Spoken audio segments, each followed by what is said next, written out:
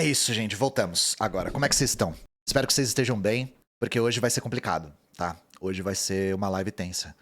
Por demanda popular, agora nós vamos fazer o quarto episódio da série Por que Odiamos, uma série de muito sucesso aqui no canal. E o personagem de hoje é uma das pessoas mais detestáveis que já pisou na face da Terra, que é o Augusto Pinochet. Então, caso vocês não saibam, só pra dar uma introdução, Augusto Pinochet foi ditador do Chile por 17 anos. E a ditadura do Chile, ela é um caso à parte, viu? Porque ela é de uma brutalidade que choca até nós brasileiros que vivemos também uma ditadura que foi bastante brutal. Não venham com essa coisa de dita branda, pelo amor de Deus, tá? Então hoje a gente vai ter um Porquê Odiamos muito longo, que vai ser uma história mais ou menos do golpe no Chile, mas a gente vai falar bastante do personagem Augusto Pinochet. E hoje é bem sem risadinha, tá, gente? Hoje não dá pra gente achar nada divertido, porque a Thatcher é uma figura meio esquisita e tal. O Collor é um cara meio também, que dá pra tirar um sarro dele.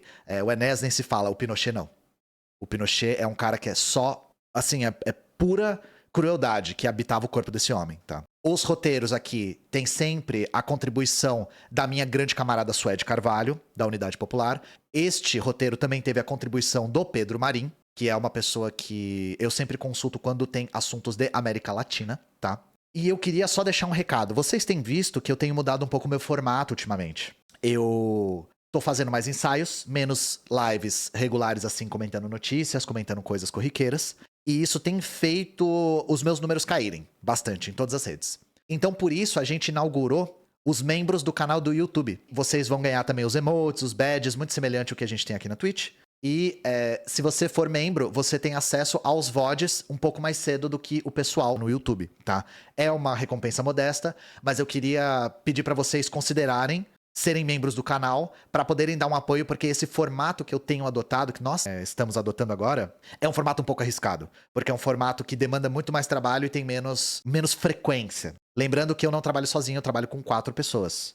2 roteiristas, um gestor de redes sociais e um editor. Então não sou só eu sozinho, todas essas pessoas são remuneradas pelo trabalho que fazem. Mas é isso, queria dar esse recado pra vocês, né?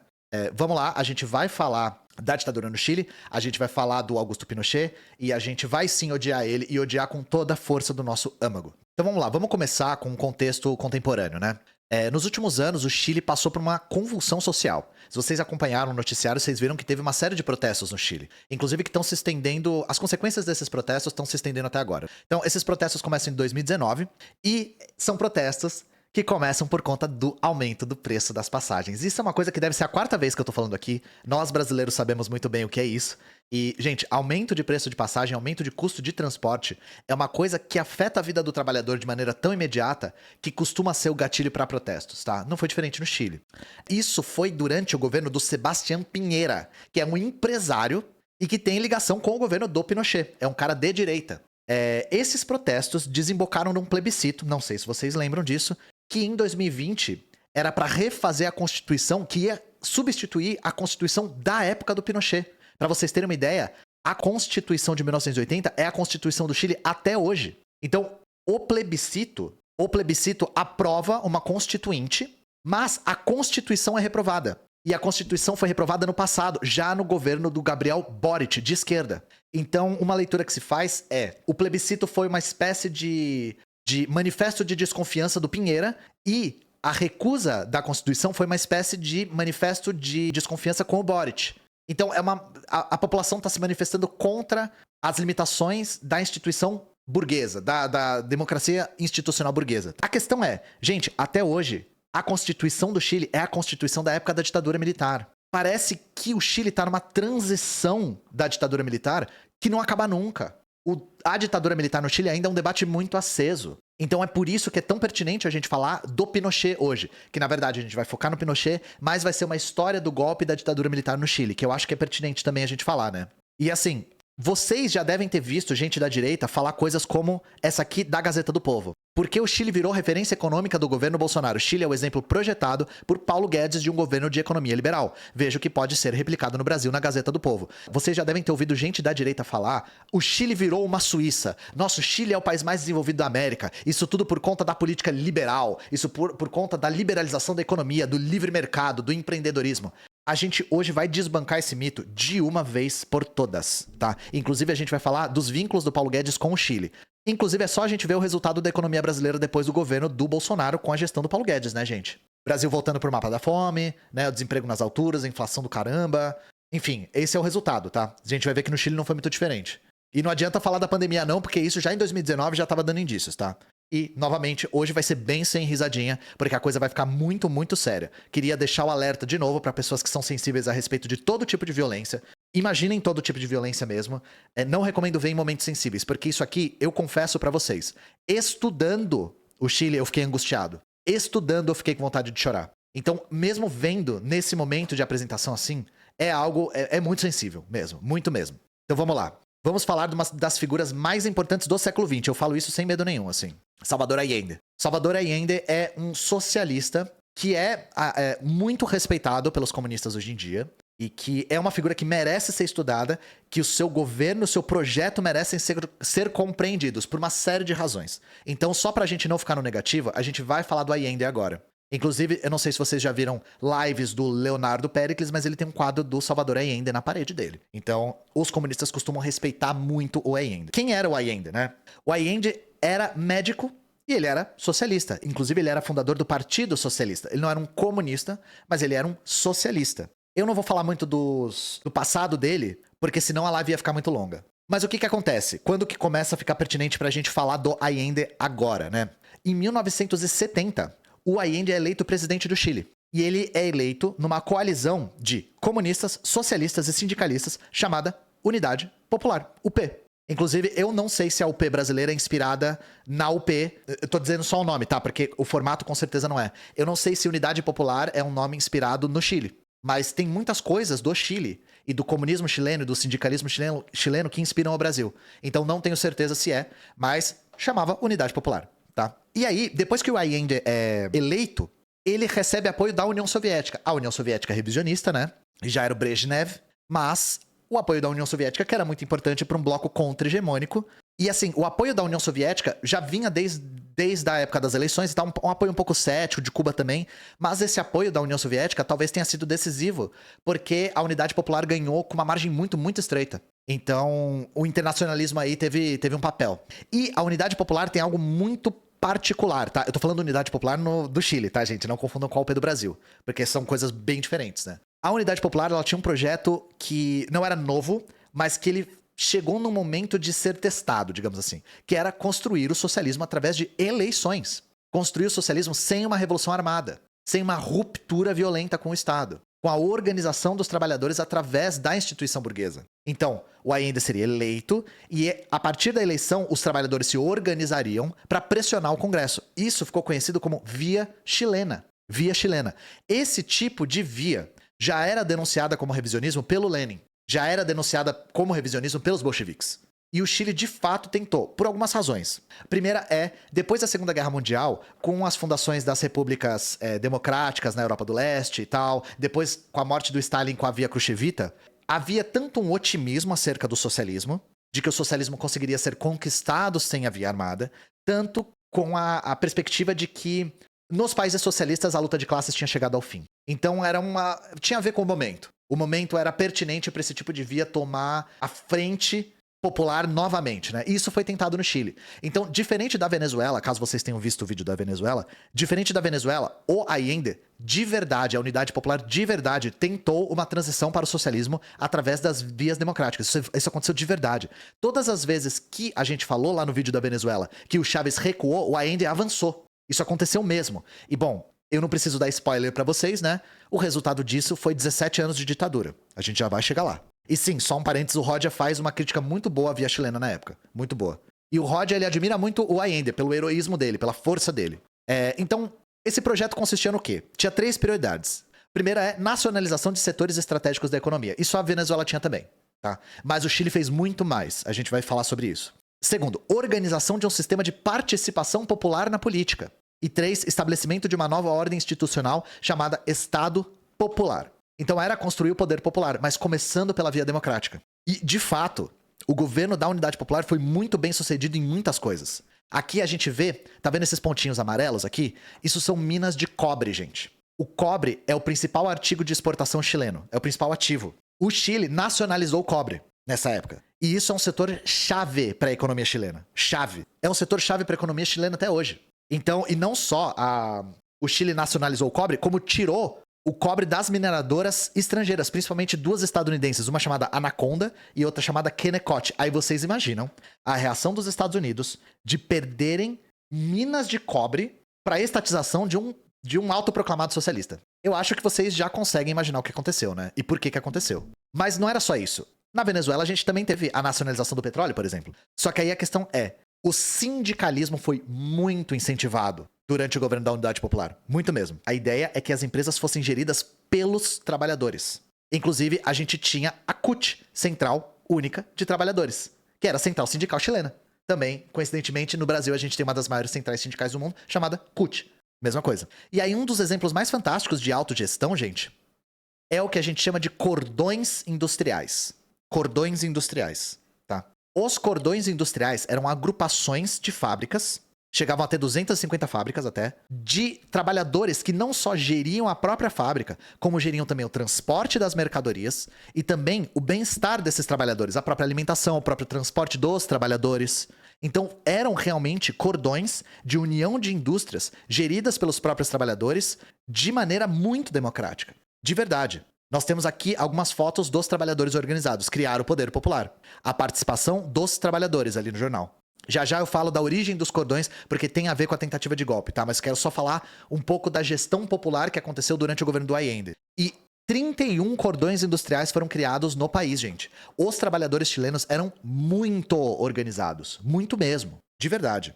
Outras coisas que o governo fez. O primeiro que eu queria falar é a respeito da construção do poder popular. Que é uma coisa que, novamente, quando Chávez recuou, o Allende avançou nisso. Uma das prioridades do governo era moradia. Então, logo no começo, o governo começou a construir pra caramba, meio que passando por cima de título de propriedade, porque assim, propriedade estava abandonada, os caras construía primeiro e perguntava depois. Já fizeram mutirões logo no começo.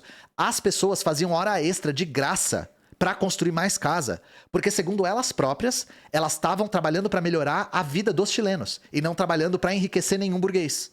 Então assim, gente, todas as vezes que vem com esse argumento pra gente de natureza humana, de que o humano é egoísta, de que o humano só pensa em si, de que o humano só quer tirar vantagem, gente, a gente tem exemplos no socialismo de pessoas que, porque não estão sendo exploradas por burgueses, porque estão trabalhando para benefício de si e da população, trabalhando mais e trabalhando de forma gratuita para isso, para melhorar a vida. As pessoas sabiam que estavam construindo para a moradia popular.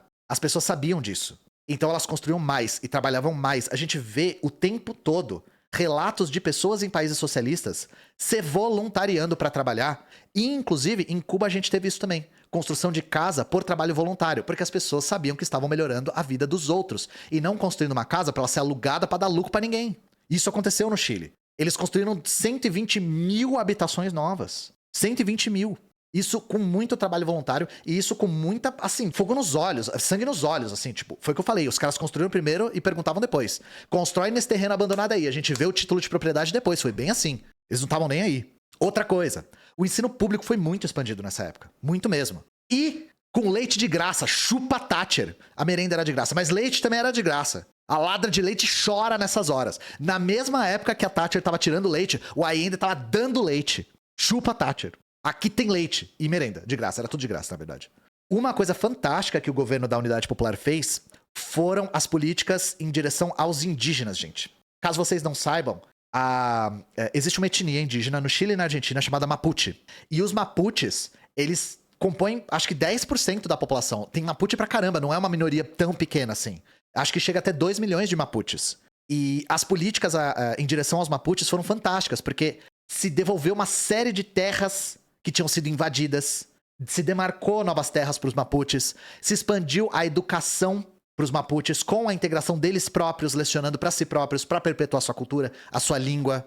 3 mil novas escolas foram construídas para Mapuches, gente. Isso tudo foi pela lei indígena. Ó a foto aqui do Allende com uma senhora Mapuche. E assim, os Mapuches são exatamente o que o camarada falou no chat. Os Mapuches são resistência chilena. Muito, de verdade. E a gente vai falar dos Mapuches na época da ditadura também. Mas a política da Unidade Popular em direção aos povos indígenas foi muito interessante, muito mesmo. Então, essa lei indígena que foi aprovada nessa época, ela devolvia essas terras para evitar a divisão do território, para fazer o território contínuo. Não só isso, O ensino superior aumentou muito, aumentou 89%. Claro que o ensino superior já era pequeno, mas quase dobrou. Nessa época, tinha uma política contínua de valorização de salário. O poder de compra aumentou 28%. Os preços dos insumos básicos foram congelados e o aluguel diminuiu. Então imaginem isso, gente. O preço da alimentação foi congelado, o poder de compra aumentou e o aluguel diminuiu. Isso tudo é melhoria da vida da classe trabalhadora. Porque não foi só uma coisa, foram todas as coisas. Outra coisa, o governo fez uma baita reforma agrária. Eles expropriaram 3.479 propriedades. Conseguiram transformar 40% do território agricultável em território de reforma agrária. E isso era mais do que o triplo do que já tinha sido feito. Isso em pouco tempo, né? Outra coisa, o governo Allende criou a Secretaria da Mulher. Eu e a Carol Sardá, o tempo todo que a gente tá aqui na live, falamos que os socialistas têm um projeto muito específico para as mulheres. Nós queremos socializar o trabalho doméstico e o trabalho de criação dos filhos. Então, o que o Chile fez? Fez o que todos os países socialistas faziam. Lavanderia pública, restaurante popular e creche pública. E isso tudo foi feito pela Secretaria da Mulher, que era gerido por mulheres. Para vocês entenderem, ele colocou isso na mão das mulheres. Vocês vão fazer, vocês vão decidir. Além de que essa secretaria também fez o atendimento de saúde especializado para a saúde da mulher. Então isso tudo já era diretriz socialista. Já era. Só que o Allende conseguiu fazer isso tudo baseado num sindicalismo muito forte, num imenso apoio popular, numa conjuntura internacional favorável também nessa época, e em vias eleitorais, que era uma coisa que estava sendo tentada a esse nível pela primeira vez na história. Então é isso, gente. O Allende e a Unidade Popular, realmente, de verdade, foram a tentativa mais avançada de implementação do socialismo através de uma via democrática. E eu digo via democrática, salientando a democracia burguesa, tá, gente? Através da democracia liberal burguesa. Ele foi eleito, com voto, por um partido. Igualzinho, em competição de pé de igualdade com... Lógico que não existe pé de igualdade, mas competindo dentro das vias institucionais burguesas com os partidos burgueses. E aí, pra vocês terem uma ideia, mas era via democrática, era revisionismo e tal. Cara, o Allende era muito respeitado pelo Fidel. Mas muito mesmo. Fidel visitou o Chile várias vezes. O Allende ganhou a medalha Lenin da Paz. Ele ganhou a medalha da União Soviética. Lógico que era a União Soviética do Brezhnev, mas ele ganhou. Então, os comunistas eram céticos com Allende, porque o receio era ele vencer a eleição e se tornar um social-democrata qualquer, sabe? Que dá umas migalhas pra classe trabalhadora, concilia com a burguesia. Não foi isso que ele fez. Ele combateu a burguesia, combateu real, assim. Real. Virar o Boric, exatamente. O receio era virar o Boric. Aí ele conseguiu ganhar e não virou o Boric. Inclusive, o Fidel respeitava muito ele. Inclusive, o Fidel fez vários discursos denunciando o assassinato da Allende. A gente já vai falar sobre isso.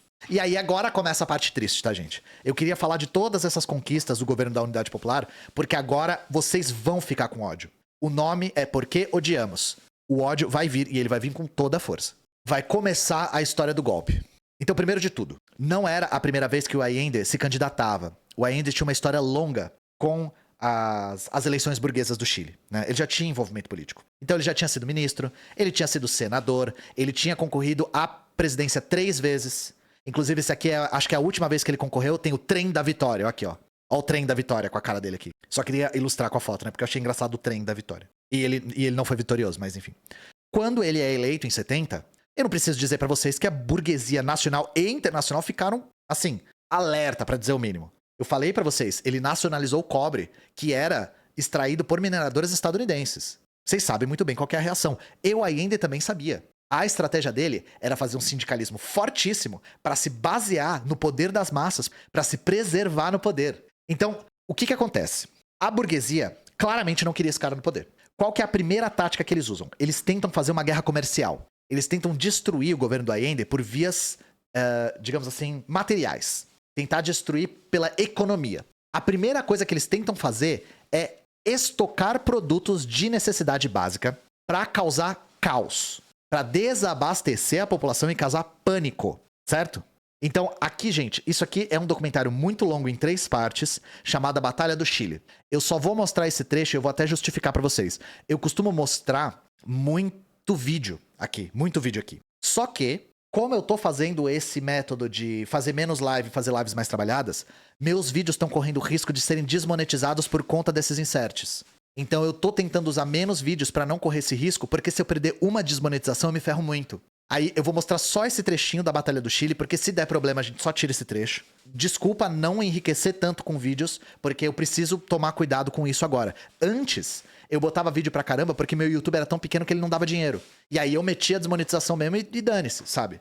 Agora não dá mais pra brincar com isso. Mas vamos lá, eu estou falando de estocar produtos de necessidade básica pra causar desabastecimento. Esse trecho aqui que eu vou mostrar. Gracias a una denuncia de un vecino, acá en la unidad vecinal número 8 de la séptima comuna, aquí en Copiapó 319, se descubrió que se encontraban acaparados 20 toneladas de azúcar, 400 cajas de confort, 500 cajas de detergentes, 100 cajas de Nescafé, 100 cajas de leche condensada, 50 cajas de salmón, arroz en grandes cantidades. Claro, esto va a ser vendido acá a los vecinos de este sector, que ya se han agrupado una gran cantidad. Seguramente esta venta va a durar aproximadamente unos 3 días. El gobierno fortalece las hub o juntas de a los vecinos de este sector, que ya se han agrupado una gran cantidad. Seguramente esta venta va a durar aproximadamente unos 3 días. El gobierno fortalece las hub o juntas de abastecimiento y precios. En teoría, las hub son organismos vecinales para fiscalizar la distribución de alimentos y denunciar a los comerciantes especuladores. Cuando las hub descubren un acaparamiento, el gobierno interviene el negocio y pone a la venta los productos. En el almacén del Irquén de la señora Rufina Moreno Díaz, comienzo. Se ha encontrado la siguiente mercadería: 310 paquetes de té, 2 cajones de 350, alimento para niños 53 cajas. Todo seguido por ratones. Então isso aqui é só um exemplo, gente. O primeiro grande problema foi esses burgueses, né? A burguesia se organizando para causar desabastecimento na população. O que o governo fez? Fez essas juntas de abastecimento que eram geridas pela própria população, que fiscalizavam e, inclusive, entravam nos galpões, arrombavam as portas, entravam nas casas das pessoas para ver se elas estavam estocando. E estavam. Então, assim, eu acho interessantíssimo, porque a solução também foi colocada nas mãos do povo. Então é isso, os sindicatos começaram a fiscalizar e distribuir para as pessoas. O resultado foi que a burguesia não conseguiu quebrar o governo com o desabastecimento, porque a organização dos trabalhadores estava muito forte. Então, de uma certa forma, a ideia do Allende estava funcionando. Fazer um governo popular baseado nas massas estava dando resultado e estava segurando ele no poder. Porque um cara com um projeto tão ousado, vocês sabem que os Estados Unidos não demoram um dia para derrubar. E ele sabe também. O Allende sabia muito bem. Só que aí acontece o seguinte, o Allende, ele é eleito em 70. Em 72, a inflação começa a ficar muito alta. Gente, até hoje, é um absurdo. Eu falei de todos os benefícios do governo. De creche popular, de lavanderia popular, expansão da educação, demarcação de terra indígena, inclusive expansão da educação indígena. Enfim, eu falei de várias coisas. Até hoje, os caras dizem que no final do governo Allende a inflação estava muito alta por conta do excesso de gasto do governo, que é uma ideia monetarista. Gente, se você desabastece a população de maneira proposital, o que acontece com os preços? Se você estoca arroz para fazer com que a população não tenha acesso, o que acontece com o preço do arroz? Obviamente que esses lockouts, esses estoques clandestinos, aumentaram o preço da vida como um todo. Então, pelo amor de Deus, você citar a inflação e não citar todo o boicote que a burguesia estava fazendo ao acesso aos produtos básicos é desonestidade intelectual, né? E aí o cara vai me meter essa ideia monetarista idiota de não, o governo gastou demais. Porra, todo mundo tava vivendo com qualidade, mas, porra, o governo gastou demais. Governo não é banco, irmão. Estado não é banco. E aí acontece o suprassumo desses lockouts, que foi uma greve de caminhoneiros. Vocês estão tendo flashback, gente? A gente já viu muitas coisas que eu tô falando aqui acontecerem em outros países. Eu falei da estocagem de alimentos para desabastecer, vocês falaram da Venezuela. Isso aconteceu na Venezuela. Agora eu tô falando também de greve de caminhoneiros. Vocês já viram greve de caminhoneiro em algum lugar? O que acontece? Em 72 tem um lockout imenso de caminhoneiros. E esse lockout durou 26 dias. Lembra que eu falei dos cordões industriais, gente? Que eram organizações de trabalhadores que se organizavam em fábricas, que geriam tanto a mercadoria das fábricas, quanto o transporte, quanto a alimentação deles próprios. É nesse momento que os cordões surgem. Novamente, a classe trabalhadora era tão organizada e tão sindicalizada que quando rola esse boicote, o transporte das mercadorias fica parado. e algumas fábricas ficam paradas. O que acontece? Os trabalhadores ocupam as fábricas, começam a gerenciar as fábricas eles próprios e começam a usar os caminhões do Estado, das estatais, para transportar. Falaram, as transportadoras não vão transportar mercadoria, a gente vai transportar. E aí surgem os cordões industriais, que conseguem segurar essa greve. E que se tornam, basicamente, cordões que fiscalizavam a atuação do governo. Então era poder popular mesmo, sabe? Era um negócio fantástico. Os cordões populares foram um exemplo de poder da classe trabalhadora e de organização que entrou pra história. E eu falando da Venezuela, vocês já viram o que a classe trabalhadora organizada consegue fazer. Aqui, ó, as fotos só pra explicar. Chile sem pão, grande paro nacional, grande lockout nacional, né? Paro de caminhões. E aqui as pessoas empurrando o carro porque não conseguiram acesso ao combustível. Isso aqui foi um momento de virada, porque foi uma investida que a burguesia chilena deu para conseguir derrubar o governo e que os trabalhadores resistiram e resistiram exemplarmente. E aí, vamos lá. Nós tivemos esses anos de desabastecimento, de boicote, de lockout. Quando que a coisa começa a apertar de verdade? Em 73, que é o último ano do governo. Primeiro, em 73 tem eleições. E acontece uma imensa campanha da direita para conseguir maioria no legislativo. Qual que era a ideia? Se a direita conseguisse maioria absoluta no legislativo, eles conseguiriam abrir o impeachment do Allende. E eles fazem campanha, boicote, usam a mídia, usam o jornal, usam tudo e eles conseguem a maioria, mas não absoluta. Ou seja, eles conseguem a maioria no Congresso a ponto de conseguir bloquear todos os projetos da Unidade Popular, mas não conseguem abrir o impeachment. Se compreendemos que nesta hora lo primordial, lo básico,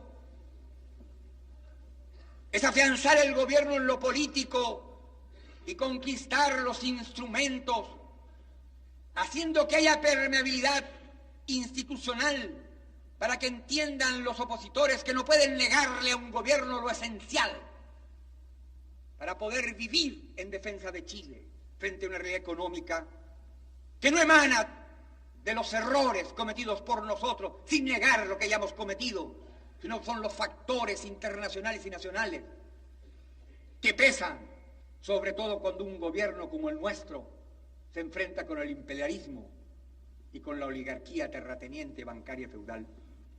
Los señores diputados que rechacen la proposición les ruego levantar la mano.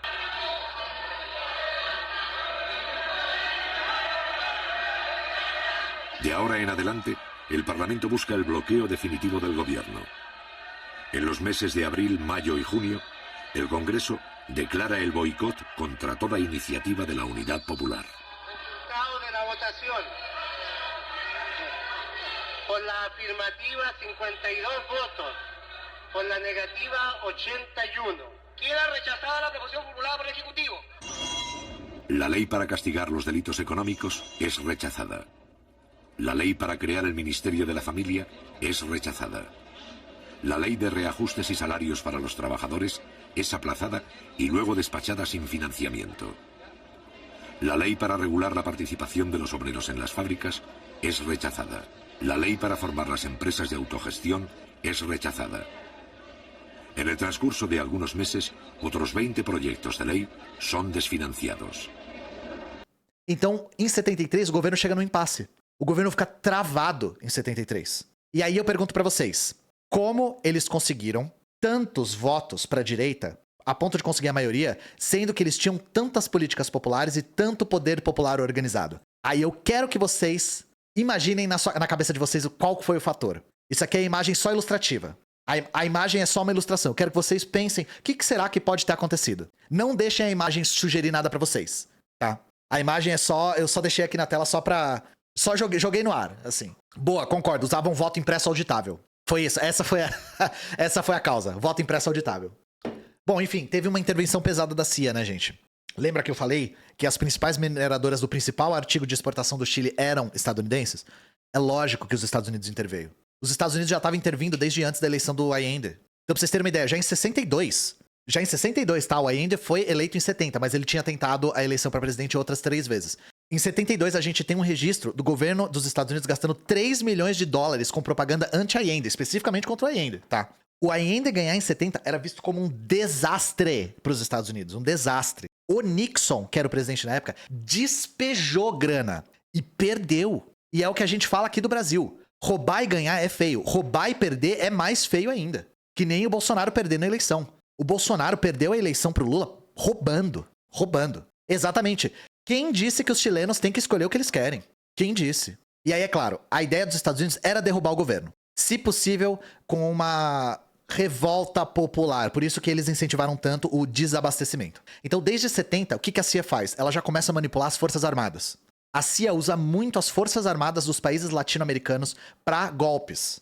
Isso aconteceu na América Latina inteira. Inclusive, aconteceu aqui no Brasil. O Castelo Branco, que foi o primeiro presidente do golpe militar, né? O primeiro presidente do regime militar, foi escolhido a dedo pelos Estados Unidos. Então, a CIA, no final dessa questão toda, começa a jogar muito sujo. Não deu certo o desabastecimento, não deu certo o lockout, não deu certo a greve de caminhoneiros. O que eles fazem? Começam a financiar grupos paramilitares. Inclusive, um dos grupos paramilitares é esse aqui, Pátria e Liberdade, é um movimento neonazi. Gente, até hoje os neonazis chilenos usam esse símbolo, eles chamam de aranha. Dá uma olhada aqui, ó. Ó o jeito que eles colocam o símbolo. Ó a saudação que esse cara aqui tá fazendo. O Pátria e Liberdade é um grupo neonazi. E o Pátria e Liberdade foi pesadamente financiado pelos Estados Unidos para fazer atentados terroristas contra o governo da Unidade Popular. Aí eles passaram pro terrorismo direto.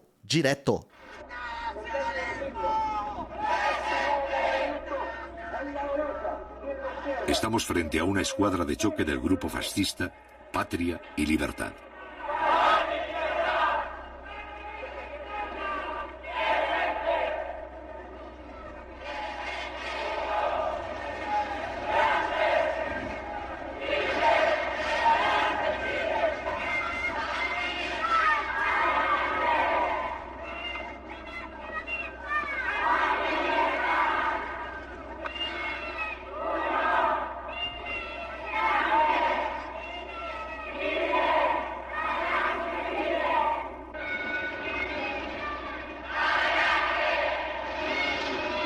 El conflicto institucional por sí solo no es suficiente para justificar un golpe de Estado. También es necesario provocar la violencia y el caos social. Este es el objetivo principal de esta organización. Patria y Libertad constituye una ínfima porción del movimiento de masas de la derecha, pero su ideología fascista gravita sobre algunos partidos opositores y las Fuerzas Armadas. Entre sus dirigentes e ideólogos hay antiguos empleados del Servicio Informativo de los Estados Unidos en Chile.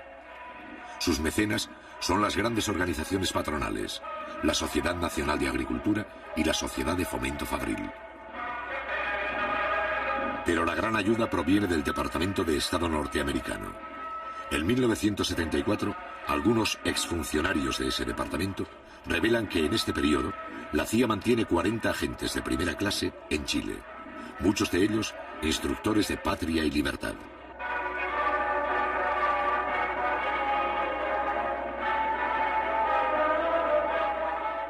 Então, a CIA paga $35 mil para os grupos neonazistas.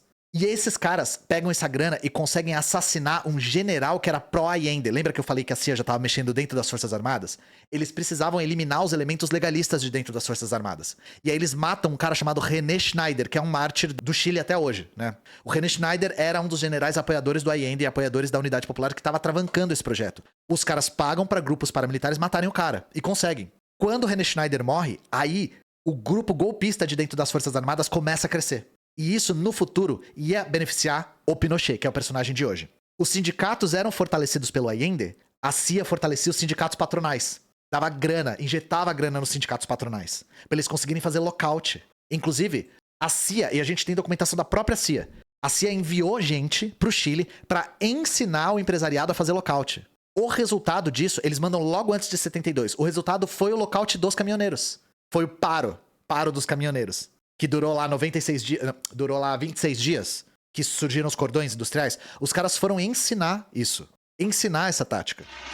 Durante los 3 años de la Unidad Popular, el Instituto Americano para el Desarrollo del Sindicalismo Libre, financiado indirectamente por la CIA, orienta su trabajo hacia los gremios chilenos. En el mes de abril, 108 dirigentes, principalmente del transporte, reciben formación en los Estados Unidos. No hay que confundir la conciencia con la paciencia.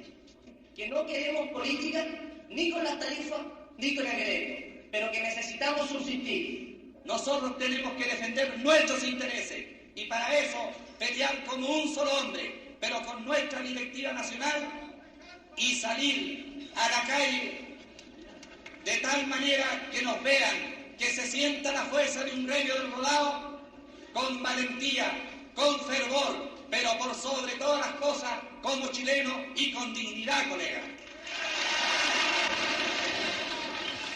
E aí, foi o que eu falei. Em 73, o caldo começa a engrossar, não teve nem impeachment, mas o Allende não conseguia aprovar nada. E aí, os lockouts começam a impactar as exportações do Chile. Aí a economia começa a tancar, assim, ela começa a despencar, principalmente porque a ala da direita consegue cooptar uma ala de trabalhadores que são os mineradores do cobre. Então, o empresariado e a burguesia internacional conseguem cooptar parte dos mineradores de cobre, e esses mineradores de cobre entram em greve contra o governo da Unidade Popular. Isso foi um baque do caramba, porque o cobre era o principal artigo de exportação. Então, parar o trabalho no cobre, parar a exportação do cobre, foi muito danoso para a economia chilena. Muito mesmo, assim. E aí, as pessoas da Unidade Popular iam discursar para esses mineradores e eram vaiadas. Então, porque os mineradores, assim, tem uma série de razões para isso ter acontecido, mas os mineradores do cobre sempre foram os mineradores mais bem remunerados do país. Então, eles eram uma espécie de aristocracia operária. Aí, eles eram a parcela da população mais fácil de ser cooptada. Então, 2/3 deles pararam o trabalho. A outra parte que apoiava a Unidade Popular foi para as fábricas e trabalhou em hora extra. Mesma coisa, para apoiar o governo do Allende, para tentar segurar o governo no lugar, sabe?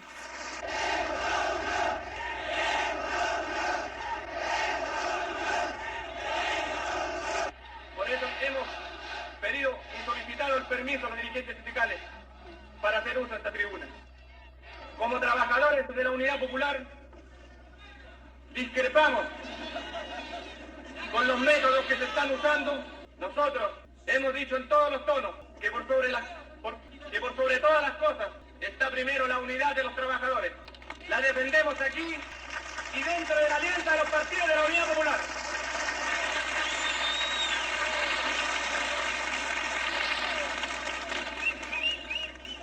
Ustedes se preguntarán por qué estamos aquí. Estamos por la vuelta al trabajo, pero no por parcialidades, compañeros. Estamos por la vuelta al trabajo.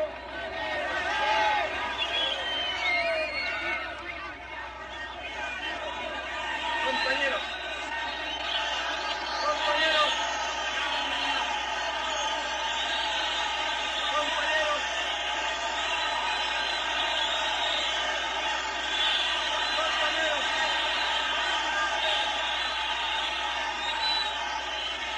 Compañeros. No aceptamos que se siga usando la política del divisionismo. Compañeros. Compañeros. Compañeros.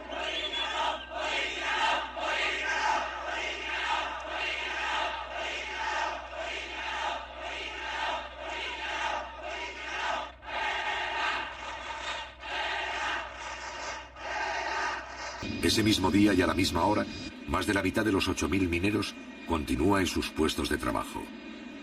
La mayoría de ellos cumple horas extras para mantener en funcionamiento las faenas básicas de la mina. Caletones es un centro de trabajo que tiene casi los 2.000 trabajadores entre empleados y obreros. Y en el día de hoy tenemos 750 trabajadores trabajando. Lo que significa que estamos casi normalmente en la parte industrial. Y de hecho, eso significa que ya en el día de mañana o el lunes, nuestra normalidad va a ser total. Aquí lo que cabe también señalar, de que ese sector que se está pegando contra un muro, respecto a lo que ellos están planteando en una tesis totalmente fuera de toda jurisdicción. Incluso la historia señala que los trabajadores obreros aquí luchamos incansablemente contra el yanqui, hasta que logramos quitarle la industria, nacionalizarla, digamos, porque ahora es de Chile, no es mía ni de un compañero en particular, sino que de todos los chilenos, pero nosotros tenemos la primera responsabilidad de saberla manejar. Entonces ahora los trabajadores en eso ya están tomando conciencia casi absoluta. Solamente los que están en la oposición son los que siguen empecinados en querer creer que aquí hay otros patrones. No, no hay tal cosa, porque si se tratara de otros patrones, ellos mismos, la democracia cristiana que tiene aquí por lo menos representación sindical, tienen representantes en el Consejo de Administración. Eso es lo que necesitamos nosotros los trabajadores. Los que estamos trabajando actualmente, lo que queremos es que esta situación se arregle, no en beneficio personal de los trabajadores, sino que en beneficio de todos los chilenos. Tome cualquier trabajador que haya aquí y consulten, cualquiera que sea la opinión de ellos. ¿Y qué piensan ustedes? ¿Creen que está dividiendo? ¿Que ustedes son los que están dividiendo a los trabajadores del TENER? ¿Cómo? El enemigo que está dividiendo.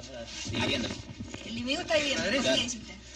Porque ellos pidiendo el enfrentamiento entre los trabajadores, porque el otro día mismo el presidente nacional públicamente dijo que si había que correr sangre, se tenía que correr sangre. Ellos están pidiendo el enfrentamiento de nosotros. Entonces nosotros en ningún momento hemos querido dividir la parte obrera.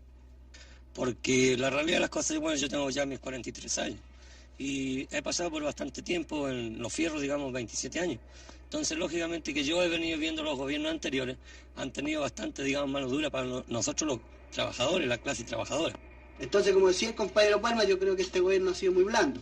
Es que es blando porque es el gobierno de los trabajadores. Pero si tuviéramos un gobierno de otra tendencia, ¿no es cierto? En estos momentos varios de nosotros estaríamos muertos, ¿no es cierto? Y aquí en la compañía no quedaríamos muchos compañeros de izquierda, sino que quedarían pura de derecha. Aunque hemos recibido amenazas, nos tomaron el camino, no pudimos bajar el otro día, pero igualmente asistimos al trabajo. Y bajamos a pie, lo fuimos por Colihue, por cualquier lado, pero el asunto es que seguimos trabajando. Y muchos hacían 2 turnos también. Bueno, y hubo compañeros que hicieron hasta 3 turnos y se quedaron aquí porque un trabajo que no se puede abandonar. Habíamos dado la partida en la vuelta al trabajo y no se pueden abandonar los convertidores, no se pueden abandonar los espesadores, y ese es un trabajo de mucha responsabilidad. Porque hay muchos compañeros nuestros que no saben todavía por qué están parados. No saben la realidad de las cosas. Andan peleando con la fuerza pública porque un señor, ¿no es cierto?, se las da de gallo, ¿no es cierto?, y les grita y les canta y les baila y lo andan siguiendo como a Jesucristo. Yo creo que eso hay que hacerle conciencia a los compañeros trabajadores. E essa é a labor que tienen ahora nuestros compañeros dirigentes.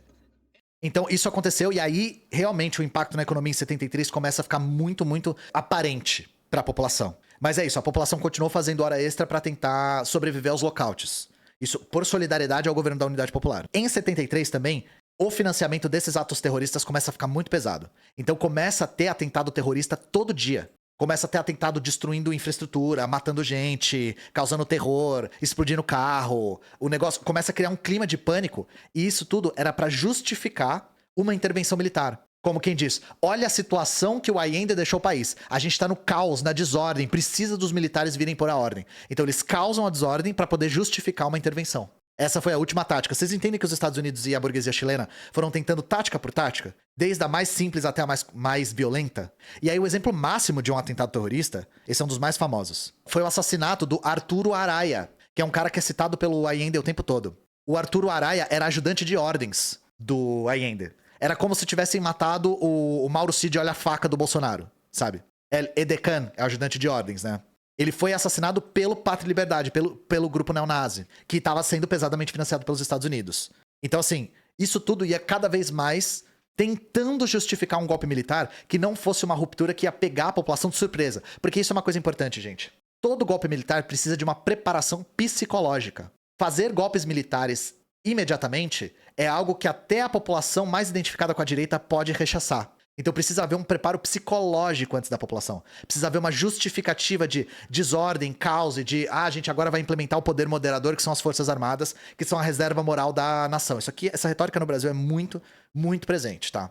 E aí nós temos uma frase do Nixon, abre aspas pro Nixon. Se houver uma forma de desbancar Allende, é melhor que façamos isso. Frase do Nixon, tá? O que acontece? Há uma primeira tentativa de golpe, dia 26 de julho de 73. Primeira tentativa de golpe.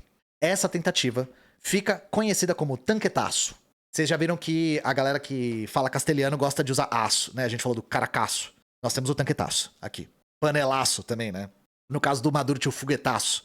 Então, o tanquetaço foi a primeira tentativa de golpe armado das Forças Armadas, né? A alta cúpula das Forças Armadas planeja esse golpe por um tempo. E aí, o governo descobre essa tentativa de golpe e prende alguns militares. No dia seguinte, no dia que alguns militares iam perder seus cargos, esses militares que iam perder o cargo, pegam os tanques e vão em direção à sede do governo, que é o Palácio de la Moneda. Inclusive, gente, na Batalha do Chile, que é esse documentário em 3 partes que eu falei, tem uma cena a respeito do tanquetaço, que é uma cena que ficou muito famosa. Tem um cinegrafista argentino, chamado Leonard Henriksen, que ele tá filmando, eu não vou mostrar aqui porque eu tenho medo de ser desmonetizado por isso. Ele tá filmando os militares que estão fazendo o levante, e aí um militar aponta a arma pro rosto dele, assim, ó, e atira nele e mata ele. O cara filmou de frente, assim, a própria morte. Dá pra ver o cara apontando a pistola, assim, e atira no cinegrafista, de graça, e aí a câmera cai. E a gente tem esse registro. Então é muito chocante. E o cara atira nele de graça, a troco de absolutamente nada.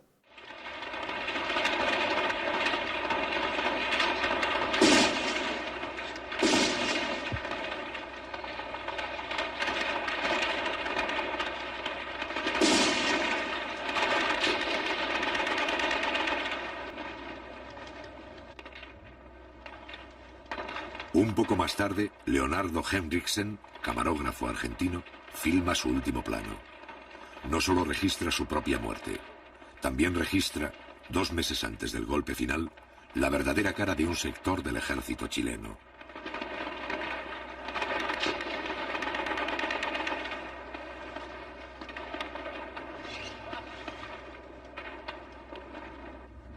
Cuidado, cuidado.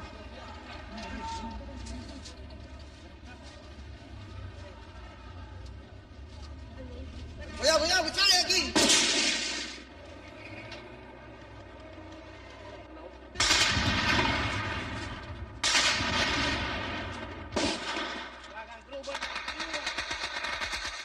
E aí, nesse dia do tanquetaço, o Palácio Presidencial chega a ser cercado, só que, o que aconteceu? Esse golpe, essa tentativa de golpe, não teve apoio de todas as Forças Armadas.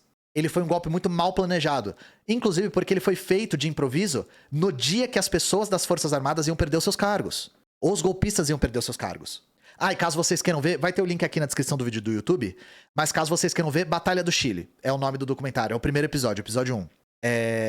O golpe consegue ser desarmado muito em decorrência da atuação desse cara aqui, o Carlos Prats. O Carlos Prats era ministro do interior e chefe das Forças Armadas. E ele era um legalista.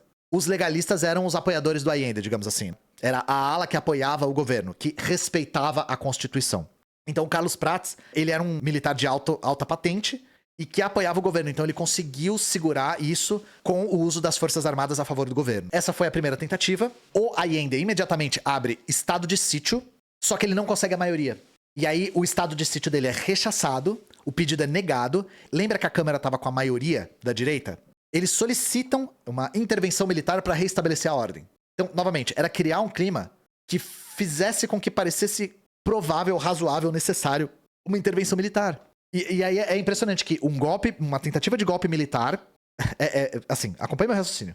Uma tentativa de golpe militar acontece, ela é desarmada, e aí o parlamento fala assim, não dá mais, a gente tem que chamar os militares. Mas os militares são a ameaça. O que você tá falando, sabe? A quem interessa o caos? Enfim, assim. E aí o que acontece? Os caras, pra dar outro golpe, eles sabiam que eles iam ter que derrubar o Carlos Prats. Então, a via golpista de dentro das Forças Armadas começa a ganhar força, eles começam a cooptar cada vez mais as Forças Armadas, e eles conseguem derrubar o Carlos Prats. E aí, com o Prats fora do caminho, aí quem que se torna ministro do interior e chefe das Forças Armadas? Augusto Pinochet. E o Allende, em primeira instância, chega a confiar no Pinochet. Por quê? Porque o Pinochet era um militar que tinha uma postura de quem só seguia ordens. O Pinochet era o golpista perfeito. Ele era um cara extremamente discreto, dava pouquíssimas opiniões em público, e o Allende chega a confiar nele no começo. E isso aqui ia ser o ovo da serpente. Isso aqui ia ser uma das coisas, assim, um dos maiores erros do governo, de verdade. Em público, o Pinochet ele sempre tinha essa pose legalista. Só que a questão é, nos bastidores, quem era o Pinochet de verdade? Ele sempre foi um militar preocupado, acima de qualquer coisa, com a própria carreira. Ele sempre foi um carreirista. Ele sempre quis ascender de patente. Ele era o golpista perfeito. E aí a gente sabe que pelo menos dia 7 de setembro de 73, o Pinochet já tinha aderido ao golpe. Já tinha. Inclusive, olha o nível de pose de legalista do Pinochet. Ele junto com o Fidel Castro. Porque ele em público era uma pessoa insuspeita. Era um militar que estava seguindo ordens. E é isso. Uma pessoa que respeitava a Constituição. Aí o que acontece? Acontece o fatídico, trágico, inesquecível 11 de setembro de 1973. Vamos contar o que aconteceu.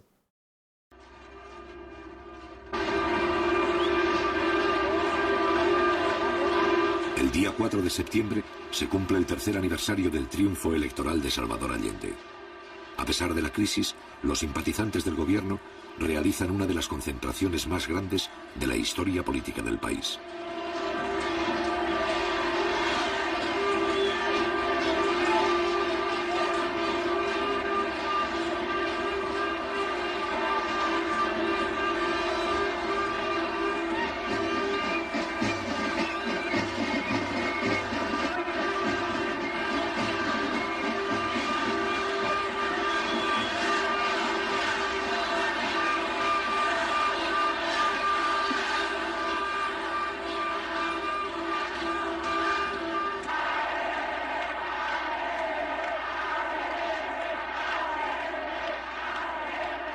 A partir de las 5 de la tarde, más de 800.000 personas desfilan ante el presidente de la República.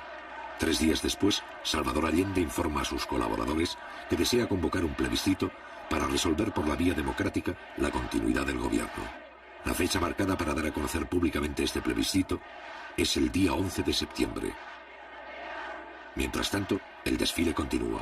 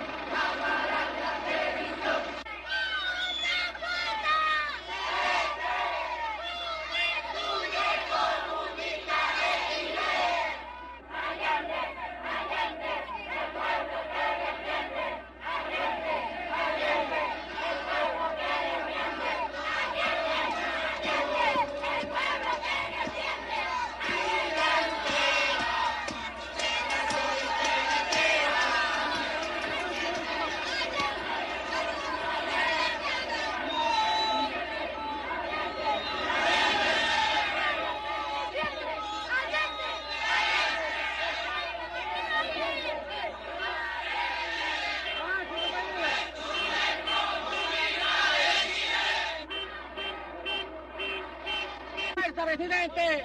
¡Mucha fuerza! ¡Viva María Chicho!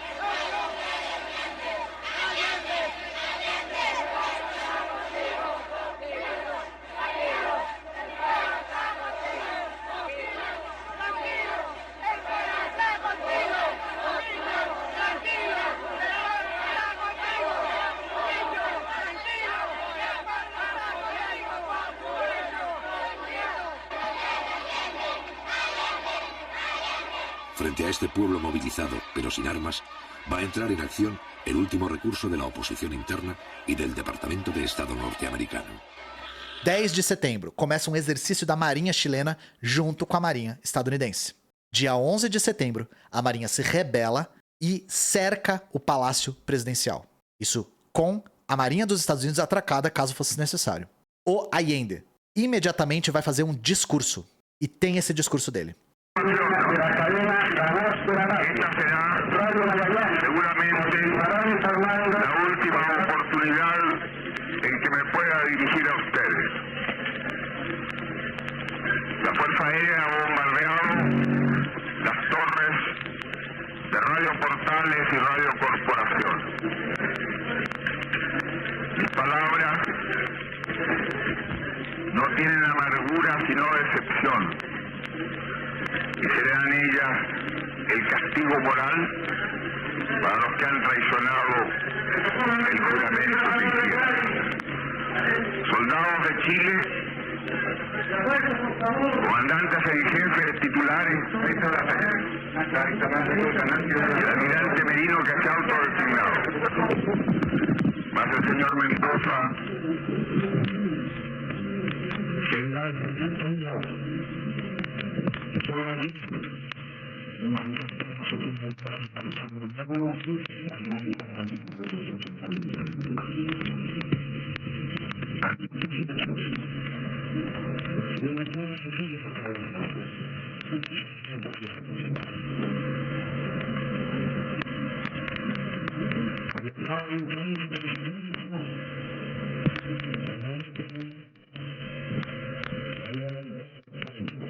O discurso é longo, eu vou colocar a parte do final aqui pra vocês verem. donde pasé un delito para construir una sociedad mejor. ¡Viva Chile! ¡Viva el pueblo! ¡Vivan los trabajadores! Estas son mis últimas palabras y tengo la certeza de que mi sacrificio no será en vano. Tengo la certeza de que por lo menos será una lección moral que castigará la felonía, la cobardía y la traición. É angustiante, né? Bastante angustiante e... gente, como a gente tá no Brasil e a gente estuda a história da ditadura no Brasil, a nossa visão de golpe é o Olímpio Mourão, ele precipitou o golpe, aí eles foram até a Câmara e decretaram vaga à presidência da República e tal. Olha como foi no Chile. O Allende, ele se refugia dentro do Palácio Presidencial, Palácio de la Moneda. Olha o que aconteceu.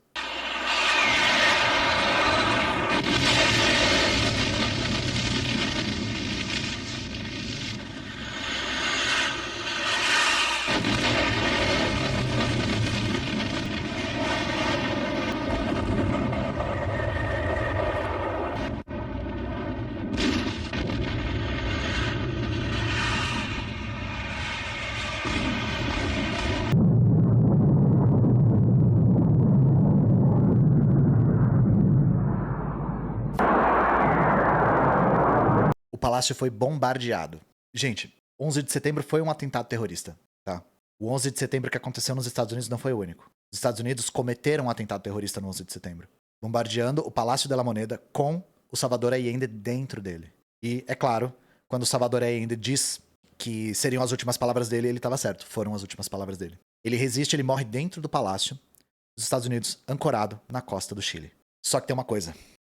Qual é a versão oficial a respeito da morte do Allende? A versão oficial é de que ele se suicidou. A versão é de que ele se suicidou com um tiro de AK-47 na cabeça e uma AK-47 que tinha sido presente do Fidel Castro. Por muito tempo essa versão foi questionada. Claro que o governo militar defendia com unhas e dentes que ele tinha se suicidado. O Fidel Castro mesmo defendia que ele tinha sido assassinado. Inclusive aqui tá o óculos dele que tá num museu, né? É o que restou do óculos dele. E o que acontece? Em 2010, ele é exumado. E o corpo dele é analisado de novo e eles chegam na conclusão de que foi suicídio. Eu sou muito cético a respeito dessa tese. A própria filha dele, a Isabel Allende, defende que foi suicídio. Só que assim, eu sou muito cético com isso. O palácio sendo bombardeado, o Allende dizendo que não vai renunciar. Não sei, gente. Mas fica aí. A versão oficial é suicídio, tá? Com um tiro de AK-47 na cabeça. Só pra vocês saberem que eu tô passando pra vocês a versão oficial, tá? A questão é, eu concordo com vocês, CB. De uma certa forma, ele foi assassinado de qualquer jeito. Mesmo se ele se suicidou porque ele estava sendo bombardeado. Então, assim, o exército dos Estados Unidos e do Chile matou Allende, tá, gente? Independente do que aconteceu. E aí, o que acontece? No mesmo dia, uma junta militar é instaurada. Quem que é o líder da junta militar? Augusto Pinochet. Esse aqui, o terceiro. Esse aqui. Então, assim, tava tudo planejado já. Isso aqui é no mesmo dia, tá? Agora é o porquê odiamos. Esse papo todo que a gente teve até agora era uma espécie de prólogo pra gente entender onde a gente chegou. Agora a gente vai começar a falar do Pinochet em si e do governo militar. Quem é o Pinochet? Vamos começar do começo. Augusto José Ramón Pinochet Ugarte. Ele nasce em 1915, numa cidade chamada Valparaíso, no Chile. E ele é filho de um general francês que tinha o nome de Augusto Pinochet, mesmo nome. E ele era de uma família de classe média alta, então ele estudou em excelentes escolas. Uma das coisas que a gente já pode ver é que dentro das Forças Armadas chilenas, assim como as brasileiras, existe endogenia. Ou seja, geralmente filhos de militares são militares, netos de militares são militares, etc. O Pinochet é a mesma coisa. Em 37 ele se gradua na escola militar. Em 40 ele vai para uma missão no Equador. E por conta dessas missões no exterior, ele vira professor de geopolítica na Escola Superior de Guerra. Em 69, ele vira general de brigada. Em 71, ele vira general de divisão. 71 já era governo Allende. Então, pra você ver como ele tinha essa pose de homem legalista e seguidor da Constituição dentro do governo e, assim, passou insuspeito até sendo apontado pelo Allende, né? Vamos falar um pouco das opiniões dele. A primeira coisa, gente. O Pinochet era muito discreto, muito mesmo. Ele falava muito pouco, ele não escrevia muito. Então, não tem tantas informações sobre a vida dele.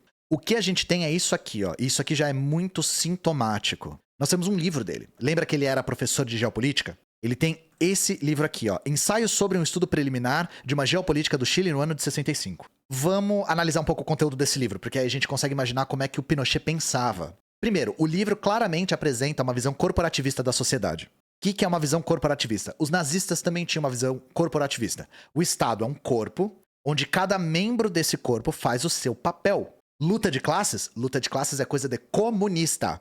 Classe que é classe, sabe o seu lugar. As pessoas têm que saber onde elas estão e têm que respeitar a posição que elas ocupam, tá?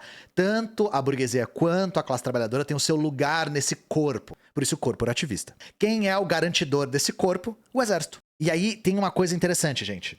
O papel do exército era proteger, sobretudo, a nação do inimigo interno. Depois da Segunda Guerra Mundial, os Estados Unidos inauguram uma coisa que eles propagaram pela América Latina inteira, que era a Doutrina de Segurança Nacional. Se vocês já estudaram a história das Forças Armadas Brasileiras, vocês sabem do que eu tô falando. A Doutrina da Segurança Nacional é essa doutrina de que, num período de Guerra Fria, o inimigo principal de um país não era externo, mas era interno. Então, os comunistas, os subversivos, deveriam ser combatidos pelas suas forças armadas dentro do próprio país e não fora dele.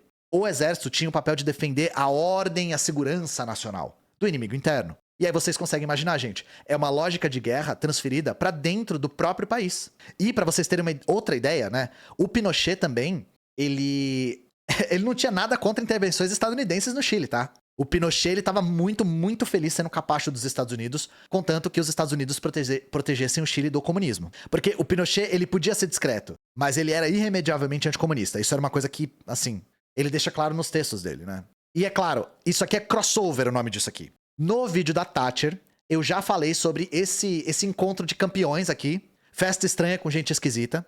O Pinochet era muito próximo da Margaret Thatcher. Inclusive, não só ele era capacho dos Estados Unidos, como ele era capacho do Reino Unido também.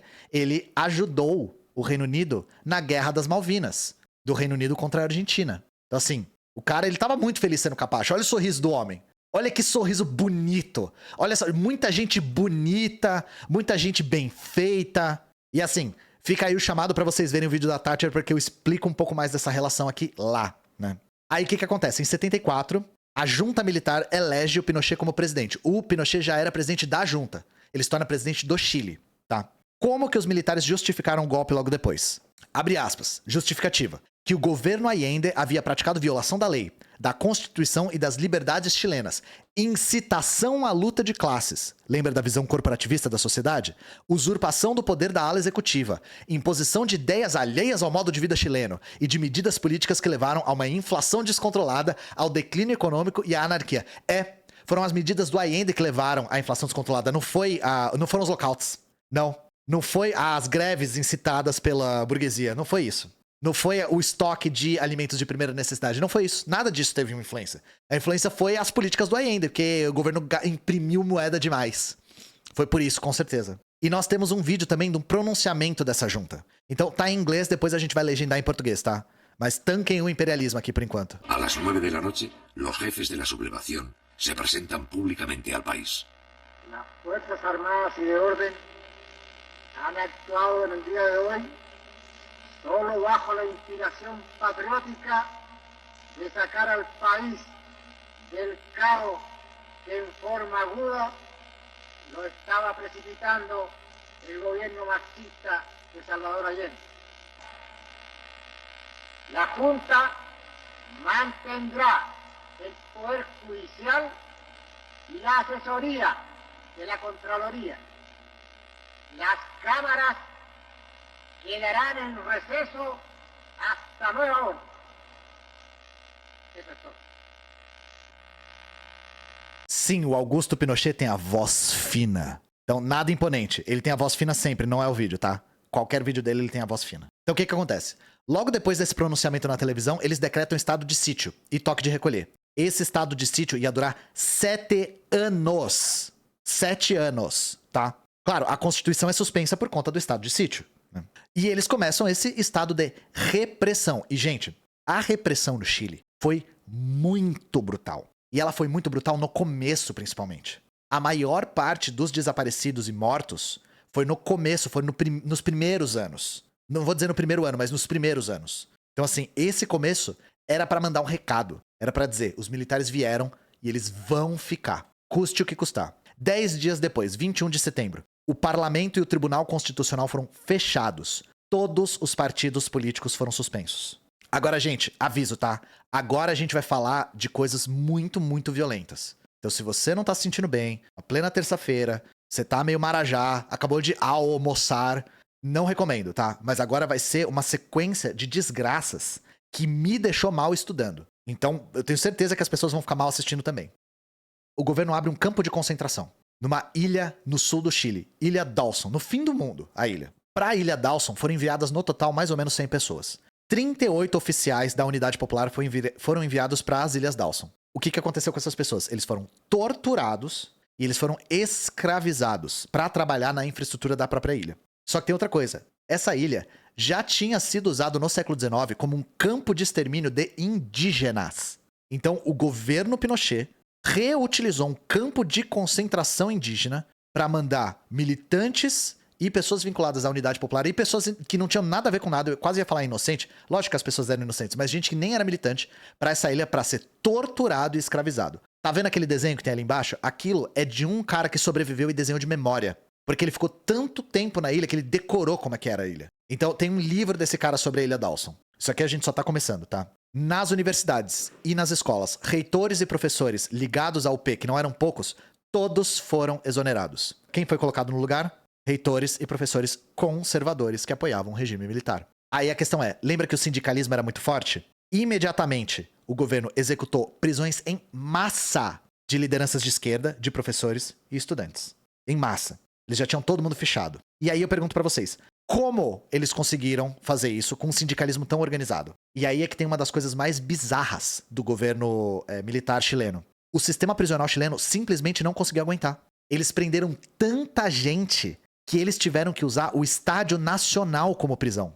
O Estádio Nacional de Futebol do Chile foi utilizado como uma prisão improvisada porque o sistema prisional não tinha espaço. A solução para lidar com o sindicalismo foi prender todo mundo, não importa quem seja. Eles prendiam primeiro e perguntavam depois. E, gente, esse estádio aqui tem muita história mesmo. Porque as coisas que aconteceram nesse estádio são de uma brutalidade. Para vocês terem uma ideia, gente, cerca de 40 mil pessoas foram presas no estádio ao longo de toda a ditadura. Sem direito de defesa. O país estava em estado de sítio. 400 pessoas foram fuziladas nesse estádio. 400. Inclusive, a pessoa mais famosa que morreu nesse estádio chama-se Víctor Jara. Víctor Jara é um músico chileno. E o Víctor Jara foi preso imediatamente logo depois do golpe, foi levado para esse estádio, foi torturado e foi assassinado. Esse é o Víctor Jara. Só para vocês entenderem mais ou menos quem ele era poeta, diretor de teatro, compositor, músico e ele era filiado ao Partido Comunista do Chile. O Víctor Jara era comunista mesmo, ele não era nem do Partido Socialista. Ele apoiava bastante o governo da Unidade Popular, mas o Jara era comunista. Ele tem músicas a respeito da Guerra do Vietnã. Os caras capturam o Víctor Jara, levam ele pro estádio, quebram as mãos dele para ele não conseguir tocar. Torturam ele e matam ele no estádio. Inclusive, tem um documentário no Netflix sobre a história do Jara, o massacre no estádio. Esse documentário é de 2019. Então fica aí a dica. Então eu queria aqui rememorar o trabalho do Víctor Jara, porque o Víctor Jara era um grande pesquisador de música folclórica, ele era muito inspirado na Violeta Parra, e inclusive ele foi tocar na União Soviética. Tinha um boato muito louco de que o Víctor Jara cantava tão bem que ele foi pra União Soviética fazer uma cirurgia na voz pra ficar com a voz boa. Pra vocês verem os mitos que circundavam a União Soviética, são os mitos semelhantes à China hoje em dia. O Victor Hara era muito apreciado na União Soviética. Outra coisa, os jornais de esquerda foram fechados imediatamente. E não só isso. A mídia burguesa do Chile, tal qual a mídia burguesa no Brasil, virou porta-voz do governo. A verdade é dura, a Globo apoiou a ditadura e ainda apoia. No Chile não foi diferente. A editora mais famosa que foi fechada é essa editora aqui, que é interessantíssima. A editora Kimantu, que é uma palavra em Mapuche, inclusive. Acho que significa o conhecimento solar, o sol do conhecimento, uma coisa assim. Não me lembro muito bem eu não anotei aqui. Não me lembro muito bem a tradução para a palavra Kimantu. Mas era uma editora que publicava revistas e livros a preços populares. Gente, publicava também coisas... artigos de comunistas, literatura de ponta, literatura de vanguarda, experimentos artísticos. Era um negócio super interessante. O que os militares fizeram com a Kimantu? Queimas de livros em praça pública. É assim que os militares tratavam a literatura chilena. E aí eu pergunto pra vocês, gente. Queima de livro em praça pública lembra alguma coisa? Sol do conhecimento, muito obrigado. Queima de livro em praça pública lembra o quê? E não foi uma queima, eles faziam várias. Isso aqui era pra dar o exemplo. Não era só fechar a editora, era queimar o livro simbolicamente. Que mais? O Pinochet é ruim. E esse cara aqui é tão ruim quanto ele. Em 1973, no ano do golpe, foi criada uma coisa que tem um singelo nome de Caravana da Morte. Caravana da Morte era liderada por esse cara aqui, Sérgio Arellano Stark. Mas a Caravana da Morte era comandada pelo Pinochet. Qual era a ideia da caravana? Viajar de norte a sul do Chile e executar inimigos políticos de Pinochet e aliados de Allende. Executar. 75 pessoas foram executadas pela Caravana da Morte com o veredito do tribunal, tá? Com o veredito do Tribunal Militar. Gente, se o Brasil teve uma linha dura, se o Brasil teve um período que a gente chama de linha dura, de anos de chumbo, a ditadura do Chile era linha dura. A ditadura do Chile era só linha dura. Não teve nenhuma linha que não fosse dura. Vocês acham que acabou? Não acabou. Em 73 também, o Pinochet cria o DINA, Direção de Inteligência Nacional. Direção de Inteligência Nacional, DINA. O DINA era o órgão de espionagem e contra-informação do regime militar. E era um órgão que buscava centralizar a repressão. Não tem um órgão análogo a isso no Brasil. Não é exatamente que nem o DOPS. É muito pior, tá? É muito pior que o DOPS.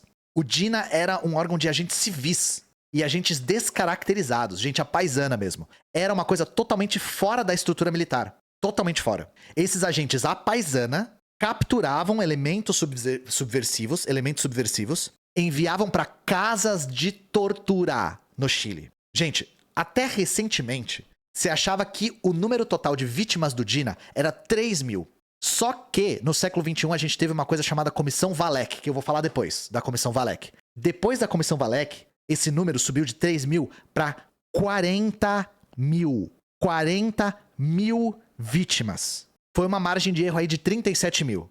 E o DINA fazia parte de uma coisa que todo mundo que já estudou a história da América Latina sabe, que é a Operação Condor. O DINA era o órgão irmão da Operação Condor no Chile. O que era a Operação Condor? Era um projeto de terrorismo de Estado financiado pelos Estados Unidos, tá? Terrorismo de Estado, esse é o nome. A Operação Condor atingiu Chile, Brasil, Paraguai, Uruguai, Argentina e Peru. Só pra vocês verem o nível da questão, tá? Começa um pouco antes, mas começa oficialmente em 75 e vai até 89. Qual que era o objetivo da Operação Condor? Entre aspas, eliminar a subversão marxista. Existe uma coleção de documentos que foi descoberta no Paraguai, chamado Arquivos do Terror. Os Arquivos do Terror são a prova definitiva de que, sim, existia a Operação Condor. A direita até hoje fala que isso é uma conspiração. Mas os Arquivos do Terror provam de uma vez por todas que isso existia. E até hoje, a extrema-direita paraguaia diz que os Arquivos do Terror são um embuste. São um documento fabricado. O que os Arquivos do Terror revelam? Sob a Operação Condor, 50 mil mortos, 30 mil desaparecidos, 400 mil presos. Inclusive, lembra do Carlos Prats, que era ministro do interior, comandante das Forças Armadas, que era um legalista, conseguiu segurar o primeiro golpe? Então, ele foi assassinado pelo DINA a mando da Operação Condor. Os caras foram atrás do Carlos Prats, ele estava exilado em Buenos Aires. Ele morre em Buenos Aires, vítima de um atentado. O DINA era tão brutal, gente, que em 78 o Pinochet teve que fechar, porque era um órgão que era assim, era de uma brutalidade que estava excedendo os limites até de quem apoiava o regime. E aí eles fundam uma coisa chamada Central Nacional de Inteligência, CNI. Só que agora isso era submetido à hierarquia militar, estava dentro das Forças Armadas. Só que assim, não vão achando que eles pararam de fazer tortura, tá? Eles continuavam praticando tortura. Não pensem que mudou muita coisa. Até porque não era só o CNI que existia. Tinha outros órgãos auxiliares e, lembra daqueles grupos paramilitares e neonazistas? Eles não deixaram de existir. Eles continuavam existindo. Gente, lembra que eu falei que o Dina capturava as pessoas e levava para centros de tortura? Quantos centros de tortura o Chile teve que a gente conseguiu identificar? 17 centros de tortura. Eu vou falar só dos mais famosos. Primeiro aqui. Colônia Dignidade. Sim, o nome do centro de tortura é Colônia Dignidade. Esse aqui, eu não conseguiria inventar algo tão bizarro nem se eu quisesse. Essa Colônia Dignidade é uma seita alemã fundada por um cara que tinha fugido da Alemanha por pedofilia. Tinha sido fundado na década de 60. Era uma seita que os caras sequer falavam espanhol. Era um negócio super esquisito. E durante a ditadura virou um centro de tortura. A história desse bagulho é muito estranho. Muito estranho. Essa é só a primeira, tá? Mais um. Veleiro Esmeralda. Os caras usaram o veleiro como centro de tortura. Inclusive, esse veleiro atracou no Brasil esse ano, 2023, alguns meses atrás. E aí tem as pessoas protestando na frente. Esmeralda é igual a tortura. Veleiro ainda existe. Eu, inclusive, achei a notícia dele atracando no Brasil num site de notícias militares. E o site era bizarríssimo. Porque ele misturava como o veleiro foi usado como centro de tortura com como ele é bonito. E como ele é histórico. O cinismo do artigo era bizarro, sabe? 100% fervendo de ódio, vocês não viram nada ainda, gente. Mas, nós temos a 4 Álamos e a Londres 38. Também aqui, o 4 Álamos tem um monumento na frente, né? As vítimas. Mais uma aqui, ó. José Domingo Canhas, também é um memorial. Inclusive tem os próprios instrumentos de tortura lá ainda, né? Tem uma pintura na parede das pessoas penduradas no teto, mas ela é muito violenta, então eu não posso mostrar. Eu quis mostrar só esse memorial aí. Muitos desses lugares viraram museus, tá? Londres 38 é o nome da rua. É o nome da rua, por isso que tem esse nome. E o mais brutal de todos. Esse aqui é bizarro, gente. Vila Grimaldi. A Vila Grimaldi é um lugar que tem toda uma arquitetura pitoresca, assim, ó. Isso aqui é a Vila Grimaldi, ó. Começa aqui nesse portão. Vocês estão vendo meu mouse? Eu nem sei. Enfim, a Vila Grimaldi é essa parte aberta aqui que tem esse cubo e que tem esse átrio. Isso aqui, gente, é um painel com as vítimas, ó. Um memorial com as vítimas. E isso aqui é um museu dentro com os pertences pessoais dessas vítimas. Algumas dessas casas de tortura que eu falei chegaram a ter 40 pessoas, vítimas, 50, 70, 100. Quantas vítimas teve a Vila Grimaldi? 5 mil. 5 mil vítimas de tortura na Vila Grimaldi. E, gente, agora aviso de gatilho real, tá? Agora a gente vai falar de violência sexual. Se você não quer ver, não veja, porque isso aqui é tenso, tá? Existia uma casa de tortura só pra violência sexual. Chamada Venda Sexy, ou La Discoteque. Venda Sexy porque as pessoas eram vendadas e nuas. E La Discoteque por conta da música que tocava. Vocês conseguem imaginar a perversão de militares que tinham uma casa de tortura específica pra tortura sexual? Vocês conseguem imaginar isso? E não eram só mulheres. Mulheres e homens. Mulheres e homens. E, obviamente, muitas pessoas engravidavam nesse centro de tortura. O que acontecia com os filhos? Os filhos eram vendidos para as famílias apoiadoras do regime. Se você já estudou a ditadura da Argentina, você sabe que isso não é uma prática exclusiva do Chile. Tem um filme argentino chamado História Oficial, que é justamente sobre venda de bebês. Os caras vendiam os bebês para famílias de militares ou apoiadores do regime. Bebês fruto de estupro. Novamente, Comissão Valek, tá? A Comissão Valek estimou que 3.300 mulheres foram violentadas sexualmente. Essa é a estimativa. 211 filhos nasceram como parte da tortura, né? E 20 abortos foram registrados. 20 abortos. Isso tem na Comissão Valek. Só pra não deixar passar, gente, que eu não consegui encaixar isso aqui muito direito. Pra vocês terem uma ideia, e eu tô falando isso depois de propósito. Existem pessoas, principalmente libertários, ANCAPs, que apoiam o regime do Pinochet. E tem pessoas da extrema-direita brasileira que apoiam o regime do Pinochet. Frequentemente vocês vão ver em comentários, inclusive nesse vídeo aqui vai ter, eu tenho certeza, pessoas apoiadores do regime do Pinochet publicando um emote de helicóptero. Isso é referência a uma coisa chamada voo da morte, que não é uma coisa exclusiva do Chile, mas que foi muito praticada no Chile, que era uma forma de execução. Era levar as pessoas para um voo de helicóptero e jogá-las no mar ou em algum lugar remoto. Se estima que 120 pessoas morreram com esse método de execução, né? Esses caras, esses cínicos, eles gostam de colocar emote de helicóptero fazendo pouco caso das vítimas que sofreram esse tipo de execução. Então, só pra vocês saberem do que se trata, quando vocês verem helicóptero, podem ter certeza de que essa pessoa não é uma boa pessoa. E uma coisa que eu sempre gosto de salientar quando eu falo de ditaduras militares na América, gente. Obviamente que o regime militar chileno foi de extrema violência contra os indígenas, gente. Lembra que eu falei que o governo da Unidade Popular tinha demarcado e devolvido várias terras para os indígenas? Então, o governo do Pinochet acabou com tudo isso. Solapou tudo isso. Os Mapuche, até hoje, lutam pelas terras que foram perdidas na época do Pinochet. E aí, tem uma coisa que aconteceu que também é muito usada pela extrema-direita, do mesmo jeito que a extrema-direita usa com o Bolsonaro. Em 89, um grupo Mapuche deu um prêmio pro Pinochet. Inclusive é dessa foto aí. Por quê? O Pinochet distribuiu muito título de terra como propriedade privada para os Mapuche. Ou seja, transformar terras que eram demarcadas em mercadoria, em valor. Isso é uma coisa que os militares tentam fazer no Brasil o tempo todo. Fazer com que os indígenas se tornem proprietários da terra, porque essa terra pode ser alienável. Demarcação de terra indígena, terra demarcada não é alienável. Então provavelmente algum grupo de Mapuche que apoiava isso condecorou o Pinochet, e aí eles usam a direita usa pra generalizar pra todos os 2 milhões de Mapuches que existem, que eles apoiam o Pinochet. Não apoiam, tá, gente? Não caiam nessa bobagem. Não caiam nessa bobagem. Se um grupo de Mapuches que era favorável a esse tipo de distribuição de terras como propriedade privada apoiava o Pinochet, é uma coisa. Os Mapuche apoiarem o Pinochet é mentira, porque os Mapuche até hoje lutam pelas terras que foram perdidas na época do governo do Pinochet. Pra vocês terem uma noção de número, o Allende tinha devolvido 80 mil hectares pros Mapuche. O governo militar expulsa os Mapuches da terra para exploração de empresas privadas. Lembra algum país? O Chile só fez o que o Brasil sempre tentou fazer e que o Brasil estava tentando fazer agora no governo Bolsonaro. E assim, indígena que resistisse era imediatamente enquadrado como terrorista. E aí vocês imaginam para onde eles eram levados, tá? Então vamos lá. Nós temos 2 relatórios importantes acerca dos crimes ocorridos durante a ditadura do Chile. Um foi em 91, logo depois da ditadura acabar, chamado Relatório Retting. R-E-T-T-I-N-G. Relatório Retting. E o outro em 2004, chamado Relatório Valek, que eu já falei. Quais são os números dos relatórios?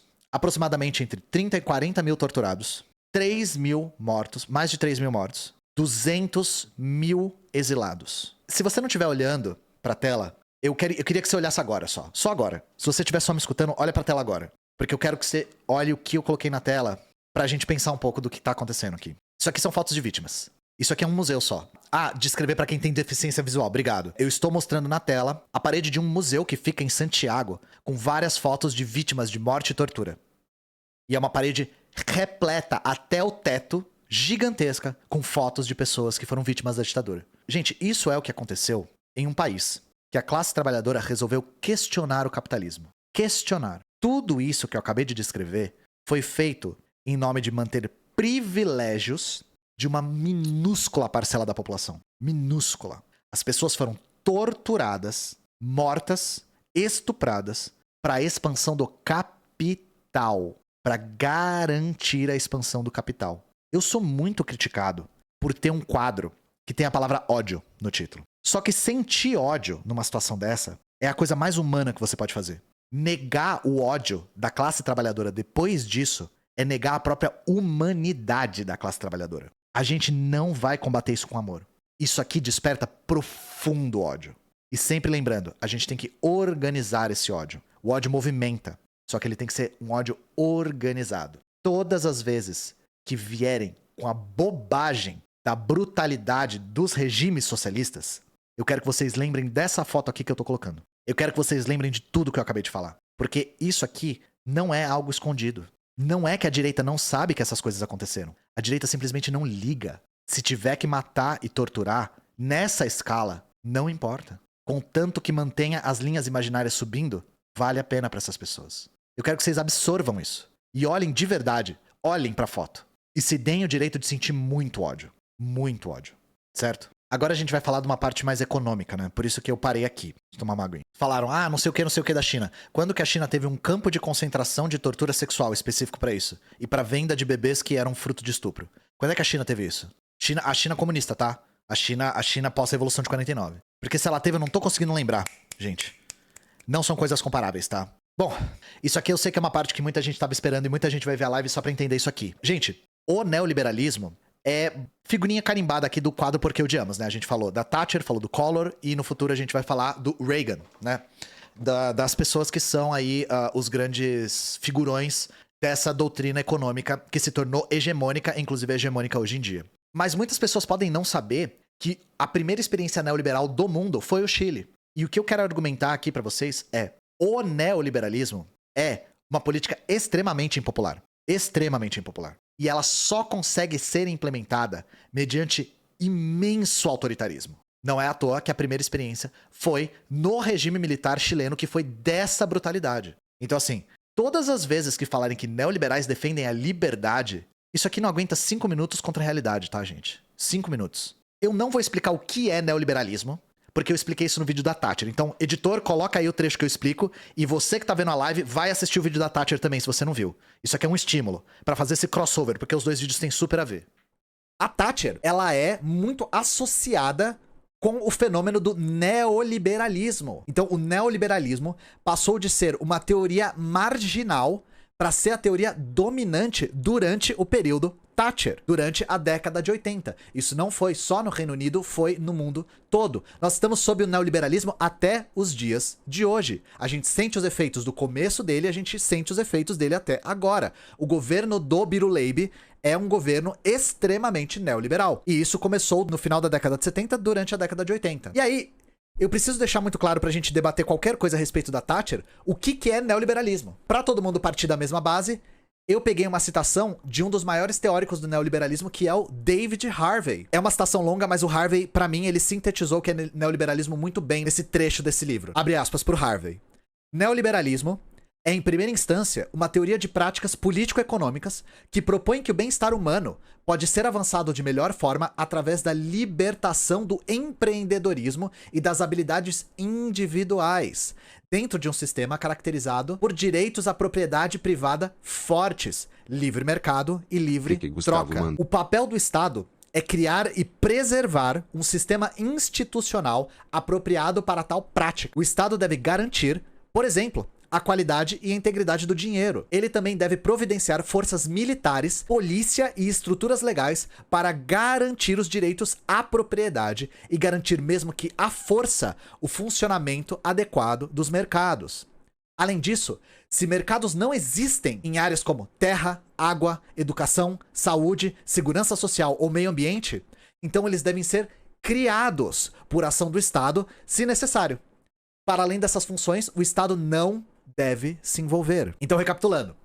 Elementos importantes aqui do trecho do Harvey. O bem-estar humano pode ser avançado de melhor forma através da libertação do empreendedorismo e de habilidades individuais, direitos à propriedade privada fortes, o Estado deve preservar o funcionamento do mercado, e onde o mercado não existe, ele deve ser criado. Mais uma vez que o mercado é criado, aí o Estado não deve intervir. O Estado deve ser usado para preservar o mercado. Então essa ideia que os próprios neoliberais dizem que é Estado mínimo, o Estado não é mínimo. O Estado é instrumentalizado. Instrumentalizado para garantir o funcionamento do livre mercado. Então a gente pode falar que as características principais do neoliberalismo são privatização, corte de gasto público e desregulamentação do mercado. E vocês vão ver que o governo da Thatcher teve muito dessas três coisas. Muito. Só que não é só isso. A gente não pode perder também de vista a dimensão do neoliberalismo, que é a dimensão ética. O neoliberalismo não é só um modelo político-econômico.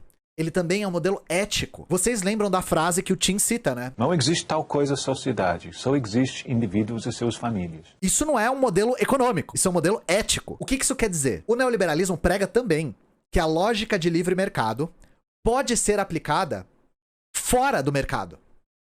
Que a lógica da mão invisível é capaz de solucionar os nossos problemas interpessoais. Que outras esferas da sociedade podem ter a sua solução através de uma lógica de livre mercado. Então, o que isso resulta na prática? Na prática, uma sociedade cada vez mais individualizada. Uma sociedade atomizada. E não é isso que a gente vê hoje, gente?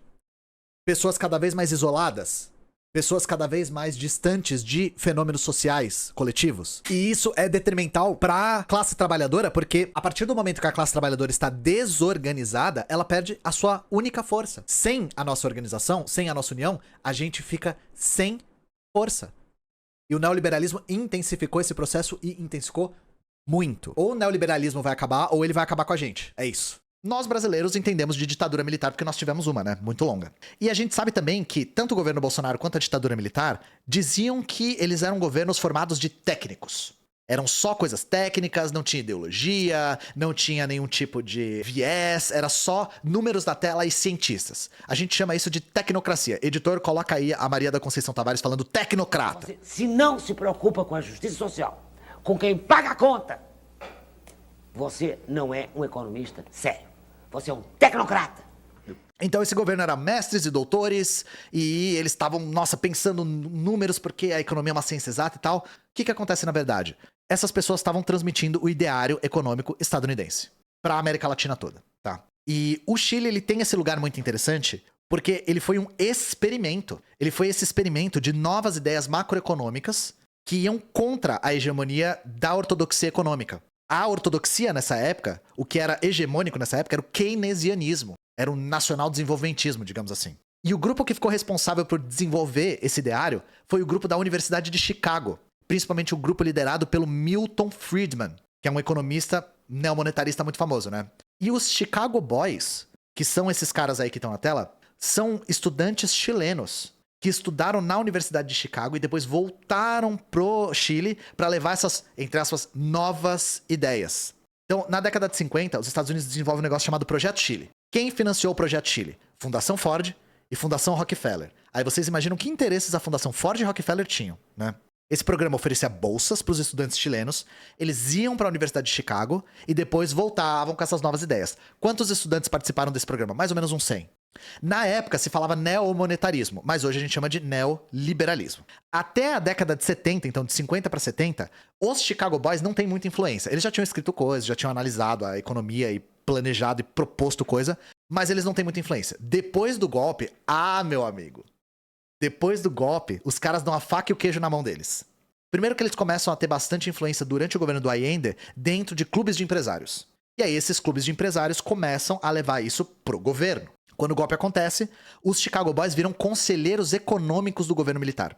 E sempre com ligação com os Estados Unidos. E aí tem uma coisa muito curiosa. Aqui nós temos o Milton Friedman e o Pinochet. O Milton Friedman manda uma carta pro Pinochet. Até hoje, ele nega que ele mandou essa carta, tá? Eu vou resumir o conteúdo da carta, porque ela é muito longa e ela não é tão fácil de entender. Então eu consultei o meu grande camarada Humberto Matos para tentar extrair a essência da carta. E eu vou trazer aqui para vocês o que o Friedman orienta o Pinochet a fazer. Primeiro, compromisso do governo de reduzir o gasto em 25% dentro de 6 meses. Então você imagina, gente. O governo inteiro reduzir os gastos em 25% em 6 meses. Você imagina o baque que é em qualquer economia isso. Segundo, criar um programa de empréstimo no exterior para diminuir a emissão monetária no interior. Terceiro, compromisso do governo de que depois de 6 meses eles não financiariam mais nenhum gasto através de emissão de dinheiro. Nenhum. 4. Transformar a taxa de câmbio projetada por uma taxa de câmbio de livre mercado. Isso aqui aconteceu. 5. Remover qualquer controle sobre preços e salários, que era uma coisa que era feita pela Unidade Popular. 6. Suspender a lei que impede a demissão de trabalhadores. 7. Eliminar os obstáculos que impedem a criação de novas instituições financeiras. O Friedman nega e nega e nega que ele tenha dado conselho pro Pinochet. Por quê? Porque filho feio não tem pai. Tá em liberal. O que aconteceu na prática, né? Para além dos conselhos do Friedman. Primeira medida foi a liberalização dos preços. Lembra que tinha preço controlado, preço congelado na época do Allende? Então, liberaliza o preço. Então, a regulamentação estatal acabou completamente. O salário mínimo também parou de ser regulado. Não existia mais salário mínimo no Chile, tá? Não existia salário mínimo. Segunda coisa, privatização em massa, que é um mote do neoliberalismo. Entre 73 e 77 foram privatizadas 443 empresas. Quase todas que tinham sido nacionalizadas pelo Allende. E, não só tinham sido nacionalizadas, estavam sendo controladas por trabalhadores. Os trabalhadores que controlavam as fábricas, muitos foram presos e assassinados. De novo, gente, como o governo conseguiu fazer isso com a classe trabalhadora tão organizada? Com repressão, com prisão, com tortura. Mais ou menos parecido com o Brasil na época da ditadura, entrada em massa de capital estrangeiro, tá? Entre 74 e 75. Isso deu origem a uma coisa chamada milagre chileno, entre aspas, que a economia cresceu bastante. Gente, sempre que vão falar da economia chilena, falam de PIB per capita. Nossa, que PIB enorme, que PIBão. Eu vou dar um exemplo pra vocês. Se o Bill Gates entrar aqui na minha casa, o PIB per capita da minha casa fica gigantesco. Nossa, o PIB per capita da minha casa, meu Deus do céu. Isso significa que eu fiquei mais rico? Isso significa que a minha vida mudou? Claro. Como que o PIB cresceu tanto? Com a hiperexploração da classe trabalhadora. Chicoteando as costas da classe trabalhadora. Com entrada maciça de capitais. Em detrimento da classe trabalhadora chilena. Qual que foi a consequência de todas essas políticas econômicas?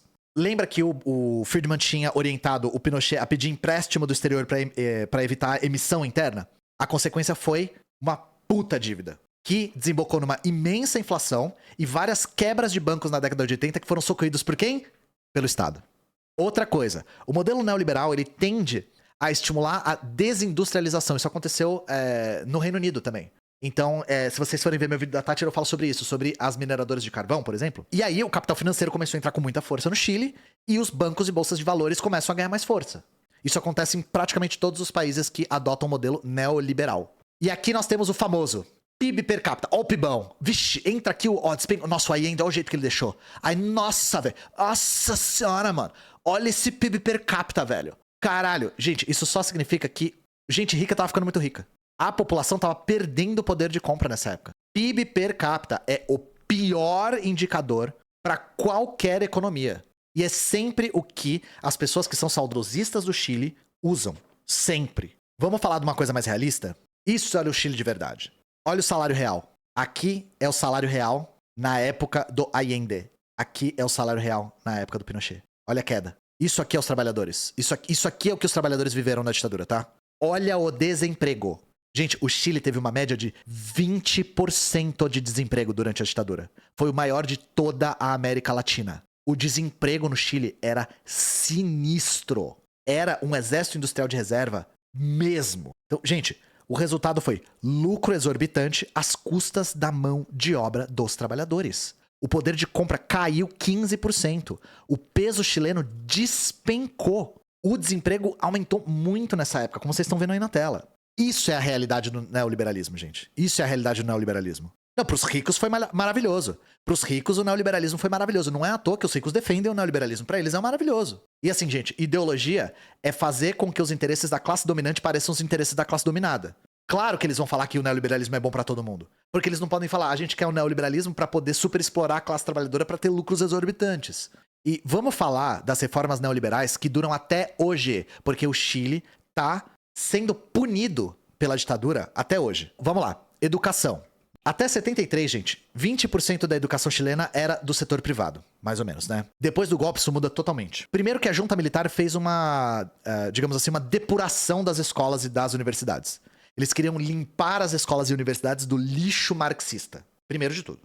Então, professores, profissionais da educação, reitores foram todos perseguidos, muitos foram presos, substituídos por conservadores, né? Isso a gente já falou. Durante a década de 80 é aprovada a Constituição, que é a Constituição que tá até hoje. O projeto da Constituição era transferir aos pouquinhos o ensino público para totalmente um sistema privado. Então, as escolas, elas foram entregues ao setor privado com concessões de 99 anos, podendo ser renovadas por 99 anos. Então, eram concessões, só concessões praticamente infinitas. Outra coisa, isso aqui dá raiva na gente, cara. No brasileiro. Outra coisa é um baita de um fetiche da classe dominante brasileira, que é a droga do sistema de voucher. Quantas vezes vocês já não ouviram gente PSDB das ideias falando de voucher para a educação brasileira? A droga do voucher foi implementado no Chile. O que era? O Estado distribuía esse voucher para as pessoas e as pessoas usavam o dinheiro, que era o vale dinheiro, né, para matricular os filhos nas instituições privadas. Por conta disso, 60% do ensino no Chile é privado hoje.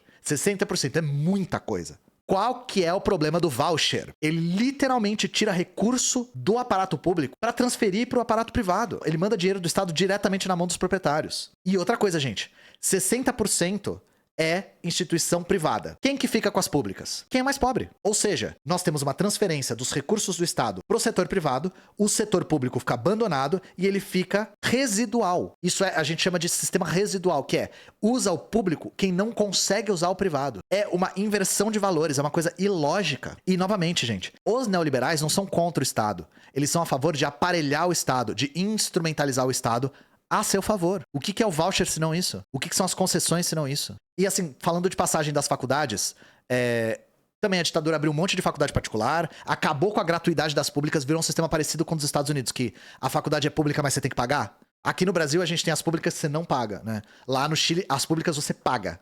E como que as pessoas pagavam pelas particulares, né? E pelas públicas? Com crédito bancário. Isso fez com que uma parcela gigantesca da população tenha dívidas que nem as pessoas têm nos Estados Unidos. Tem gente até hoje endividada pra cacete por causa disso. E aí os bancos só pegam aquele din, né? Caso vocês não saibam também, em 2006 nós tivemos uma coisa chamada Revolta dos Pinguins, por conta da cor do uniforme dos secundaristas. Revolta dos Pinguins foi a revolta que, de uma certa forma, foi muito semelhante às ocupações escolares que aconteceram aqui no Brasil, porque foi a mesma coisa. Os secundaristas, exigindo o ensino público, ocuparam as escolas no Chile. Estima-se que 600 mil estudantes ocuparam as escolas. 600 mil estudantes, gente. Então, Revolta dos Pinguins. Vamos falar da saúde. Aqui um protesto no Chile pela saúde pública. Na época da Unidade Popular, o objetivo era criar uma coisa chamada Sistema Único de Saúde. Já ouviram isso em algum lugar? Era criar o SUS. Literalmente ia chamar SUS. Ia ser universal, gratuito e integral. Depois da década de 80, com a nova Constituição, surge uma coisa chamada ISP, Instituições de Saúde Previdenciária. São empresas privadas que intermediam a compra e venda de planos de saúde. Novamente, a ideia, mesma coisa com as escolas. A ideia era substituir o setor público pelo setor privado. Só que isso deu muito errado. Esse da saúde deu muito errado. Só 19% dos chilenos hoje usam o sistema privado. A maioria simplesmente não consegue pagar, gente. Não consegue. A média do gasto de um chileno com saúde ao longo da vida é 35% da sua renda. É o dobro da brasileira. E a saúde aqui é difícil, viu? Um chileno gasta 35% da sua renda em média com saúde. Durante a ditadura, o governo corta o investimento em saúde de 9,7% para 1,7%. Ou seja, a maior parte da população fica dependente do setor público e o setor público não tem grana. E fica pior, existe um imposto obrigatório pela saúde. É um imposto específico para a saúde. O imposto é progressivo, quem é mais rico paga mais, só que tem o pulo do gato aí. Você pode optar por usar esse imposto para conseguir o acesso ao setor privado ou público. Ou seja, imagina, gente, para acessar o setor privado é mais caro. Então você precisa pagar um imposto maior. As pessoas mais ricas pagam um imposto maior. Ou seja, as pessoas mais ricas usam o sistema privado e isso transfere os impostos das pessoas mais ricas para o setor privado. Isso é uma inversão de valores. Os impostos justamente serviam para distribuir melhor a moeda, para distribuir melhor os recursos. Os ricos, literalmente, são obrigados, por lei, a pagar o sistema privado. É um negócio de louco, é coisa de maluco. Hoje em dia, se a gente for calcular, o gasto entre saúde pública e saúde privada fica meio a meio. Só que a maior parte da população usa saúde pública. O sistema público é muito maior, o privado é muito menor e o gasto é meio a meio. É loucura isso. Por isso que as pessoas estão protestando aqui. A saúde lá é um desastre, gente. É um desastre. Agora, outro que é muito falado. Previdência. Gente, previdência no Chile é uma coisa de louco, assim. A previdência no Chile, nossa, novamente com a Constituição de 80, surge o sistema cada um por si. Não é mais um sistema solidário. Ou seja, um trabalhador, quem tá trabalhando agora, paga pela previdência de quem tá aposentado e no futuro vai ser assim também. O sistema cada um por si você trabalha, contribui para sua aposentadoria e você recebe o dinheiro que você contribuiu de volta. É assim que funciona, o sistema cada um por si. Só que isso é feito por uma instituição privada no Chile chamada AFP, Administradora de Fundo de Pensão. 10% do seu salário vai para a AFP. Você não tem escolha, 10%. Funciona como uma poupança. É uma poupança privada.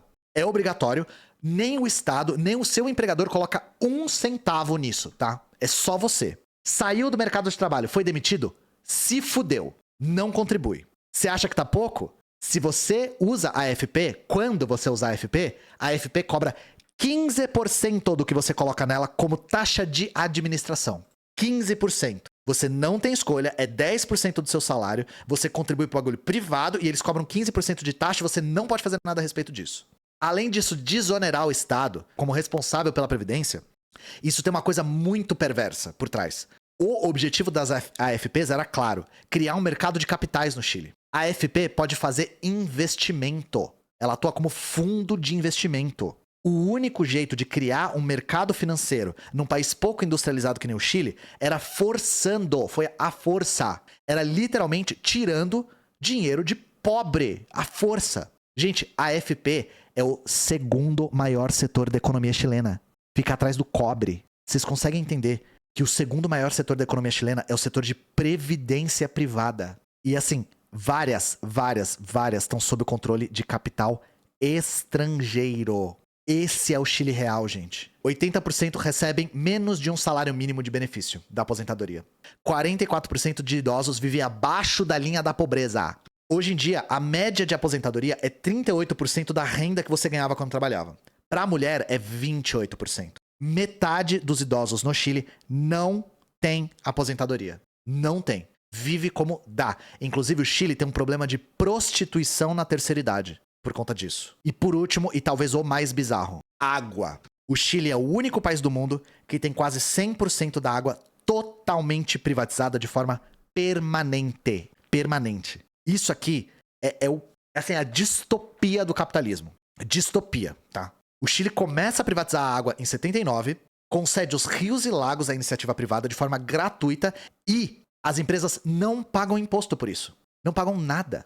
90% das águas para consumo são controladas por mineradoras e agroexportadoras. 100% das águas não consultivas, que não são para consumo, são de transnacionais. Gente, no Chile existe roubo de água. Se você abrir um poço na sua casa, você rouba a água. E lógico, vocês acham que essas empresas são multadas por mau uso da água? Por contaminação? Por superexploração da água? 500 mil de chilenos não têm acesso à água potável por conta disso. Tem um problema seríssimo de saneamento lá. Gente, o Chile é o pesadelo neoliberal. E aí vem um maluco e me mete um PIB per capita pra falar que o Chile virou uma Suíça. Gente, pelo amor de Deus.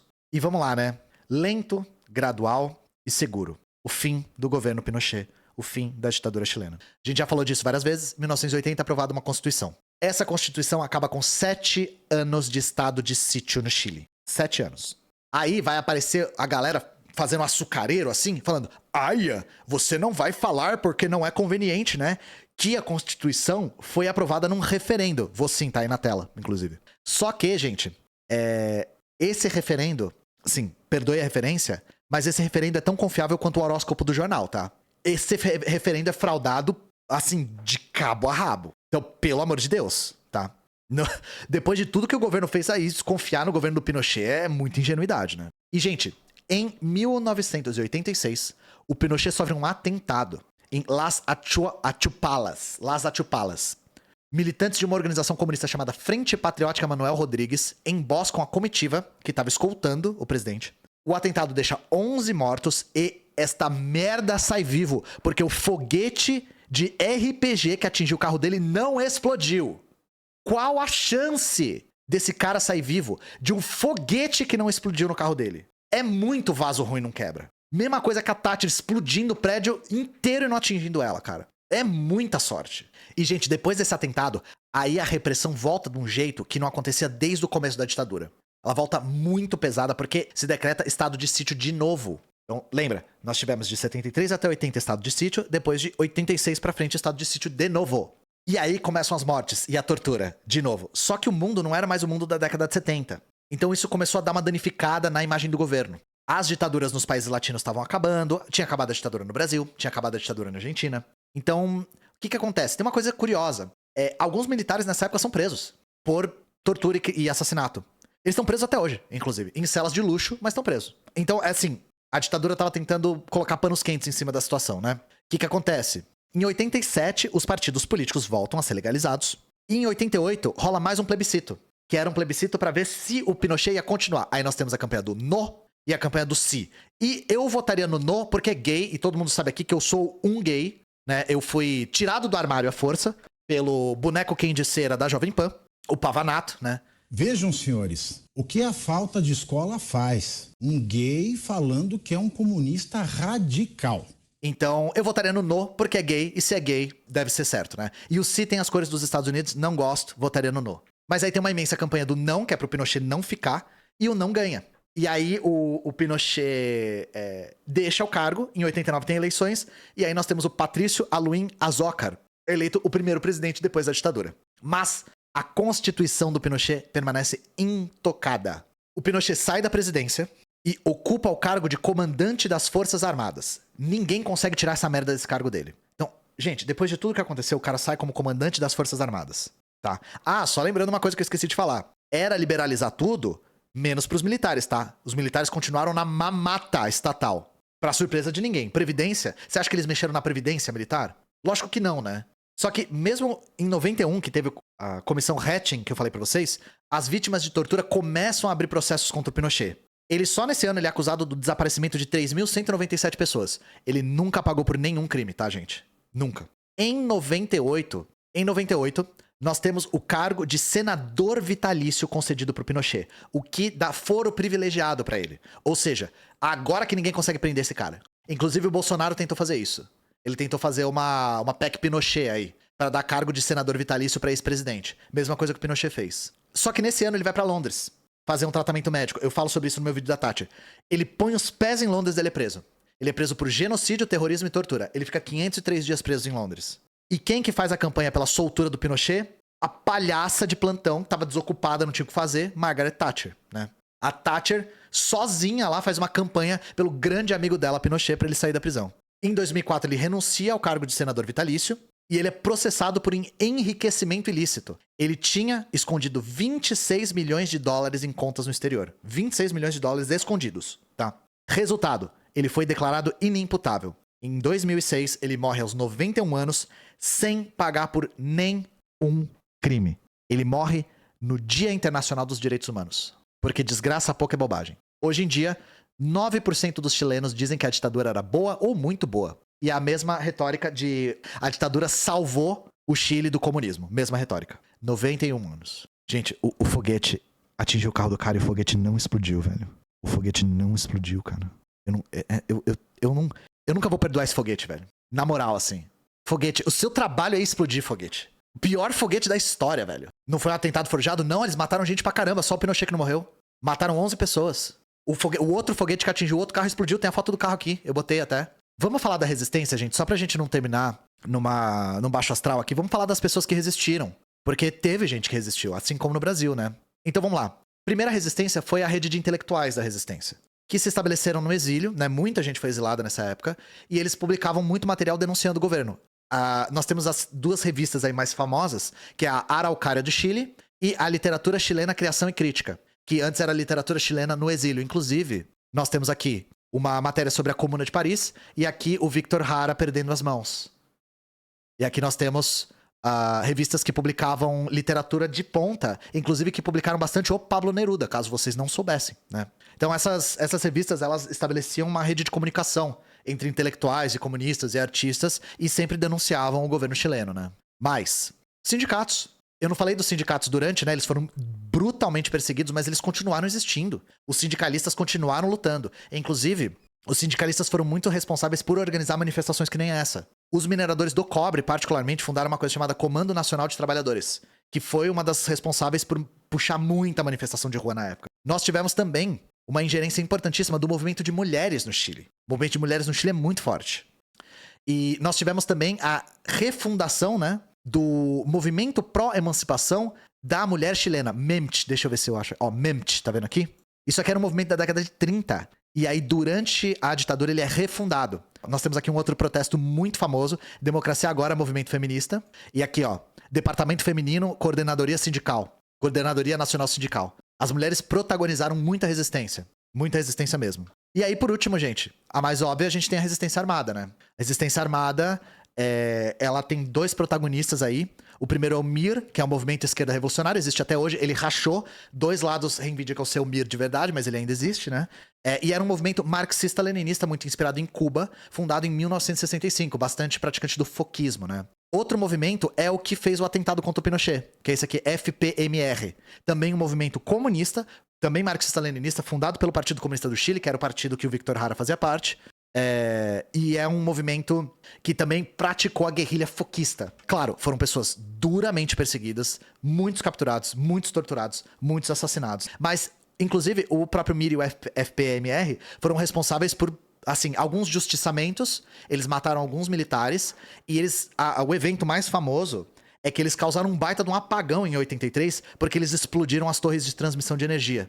Então, assim, a história do foquismo, a história da guerrilha teria que ter uma questão toda à parte, porque nós, como marxistas-leninistas, temos que fazer uma análise do que aconteceu, dos aprendizados que a história mostrou. Mas é isso, gente. Hoje a live foi longa, ela foi cansativa, ela foi difícil, ela foi dura de assistir, mas se nós formos odiar quem merece ser odiado, a gente precisa saber o porquê. Então, eu quero que vocês sintam ódio. E eu quero que vocês organizem esse ódio. Porque a classe dominante está disposta a fazer de absolutamente tudo para se manter no poder. E vocês acabaram de ver isso hoje. Não importa quantos tenham que ser torturados, não importa quantos tenham que morrer, não importa quantos bebês tenham que ser vendidos, não importa. Então assim, quando acusam a gente de violência, acusam a gente de ódio do bem, ódio do mal, ódio que raio que o parta, a gente só tá resistindo, porque a gente tá do lado que morre, gente. A gente tá do lado que morre. Então hoje eu queria aqui homenagear todo mundo que morreu no Chile, homenagear toda forma de resistência que foi legítima no Chile. Todas as formas de resistência no Chile foram legítimas. Todas. A brutalidade do governo justificava qualquer tipo de resistência. A ditadura no Chile durou 17 anos. Ela tem cicatrizes... Na verdade, nem cicatrizes, né? Ela tem feridas abertíssimas ainda. E eu acho que contribui para a nossa compreensão dos nossos irmãos latino-americanos, né? Isso aqui tá vindo numa toada de vídeos que eu tenho feito sobre o Brasil e a América Latina. Falei da Venezuela, falei do Haiti, falei do Chile. Vamos falar de mais coisas. Vamos falar, inclusive, dos próprios Estados Unidos com os Panteras Negras. E é isso, gente. As próximas lives serão sobre sindicalismo brasileiro. Então nós vamos fazer aí um apanhadão do sindicalismo brasileiro. E espero que vocês tenham gostado, espero que vocês tenham aprendido. Vou dar o recado de novo. Agora nós estamos com o sistema de membros no canal do YouTube. Tem caído bastante o meu público por conta da maneira como eu tenho feito lives. Porque eu tô fazendo lives longas que demoram muito tempo pra preparar. Então, o sistema de membros lá, ele vai contribuir para que eu não tenha tanta insegurança no meu trabalho. Eu gostaria que vocês considerassem se vocês gostam do meu trabalho, gostam do que eu faço. Quais vão ser as próximas? A próxima vai ser sobre sindicalismo brasileiro. E aí eu tô num sistema, gente, de vai ter live quando tiver live. Porque eu não consigo estimar tanto o preparo. Demora muito pra ler, muito pra preparar. Essa aqui do Chile eu tive que checar tudo 2 vezes. Talvez eu tenha errado uma coisa ou outra. Os Panteras Negras eu não tenho data ainda. Mas eu já escrevi boa parte. Porque eu já tinha lido sobre. Vou fazer sobre Stroessner, não tenho a menor dúvida. Esse aí é meio o lado B das ditaduras, né? Stroessner e Fujimori são os dois que eu tô pensando em fazer. Eu não sou muito fã da ideia de Porque Amamos, gente.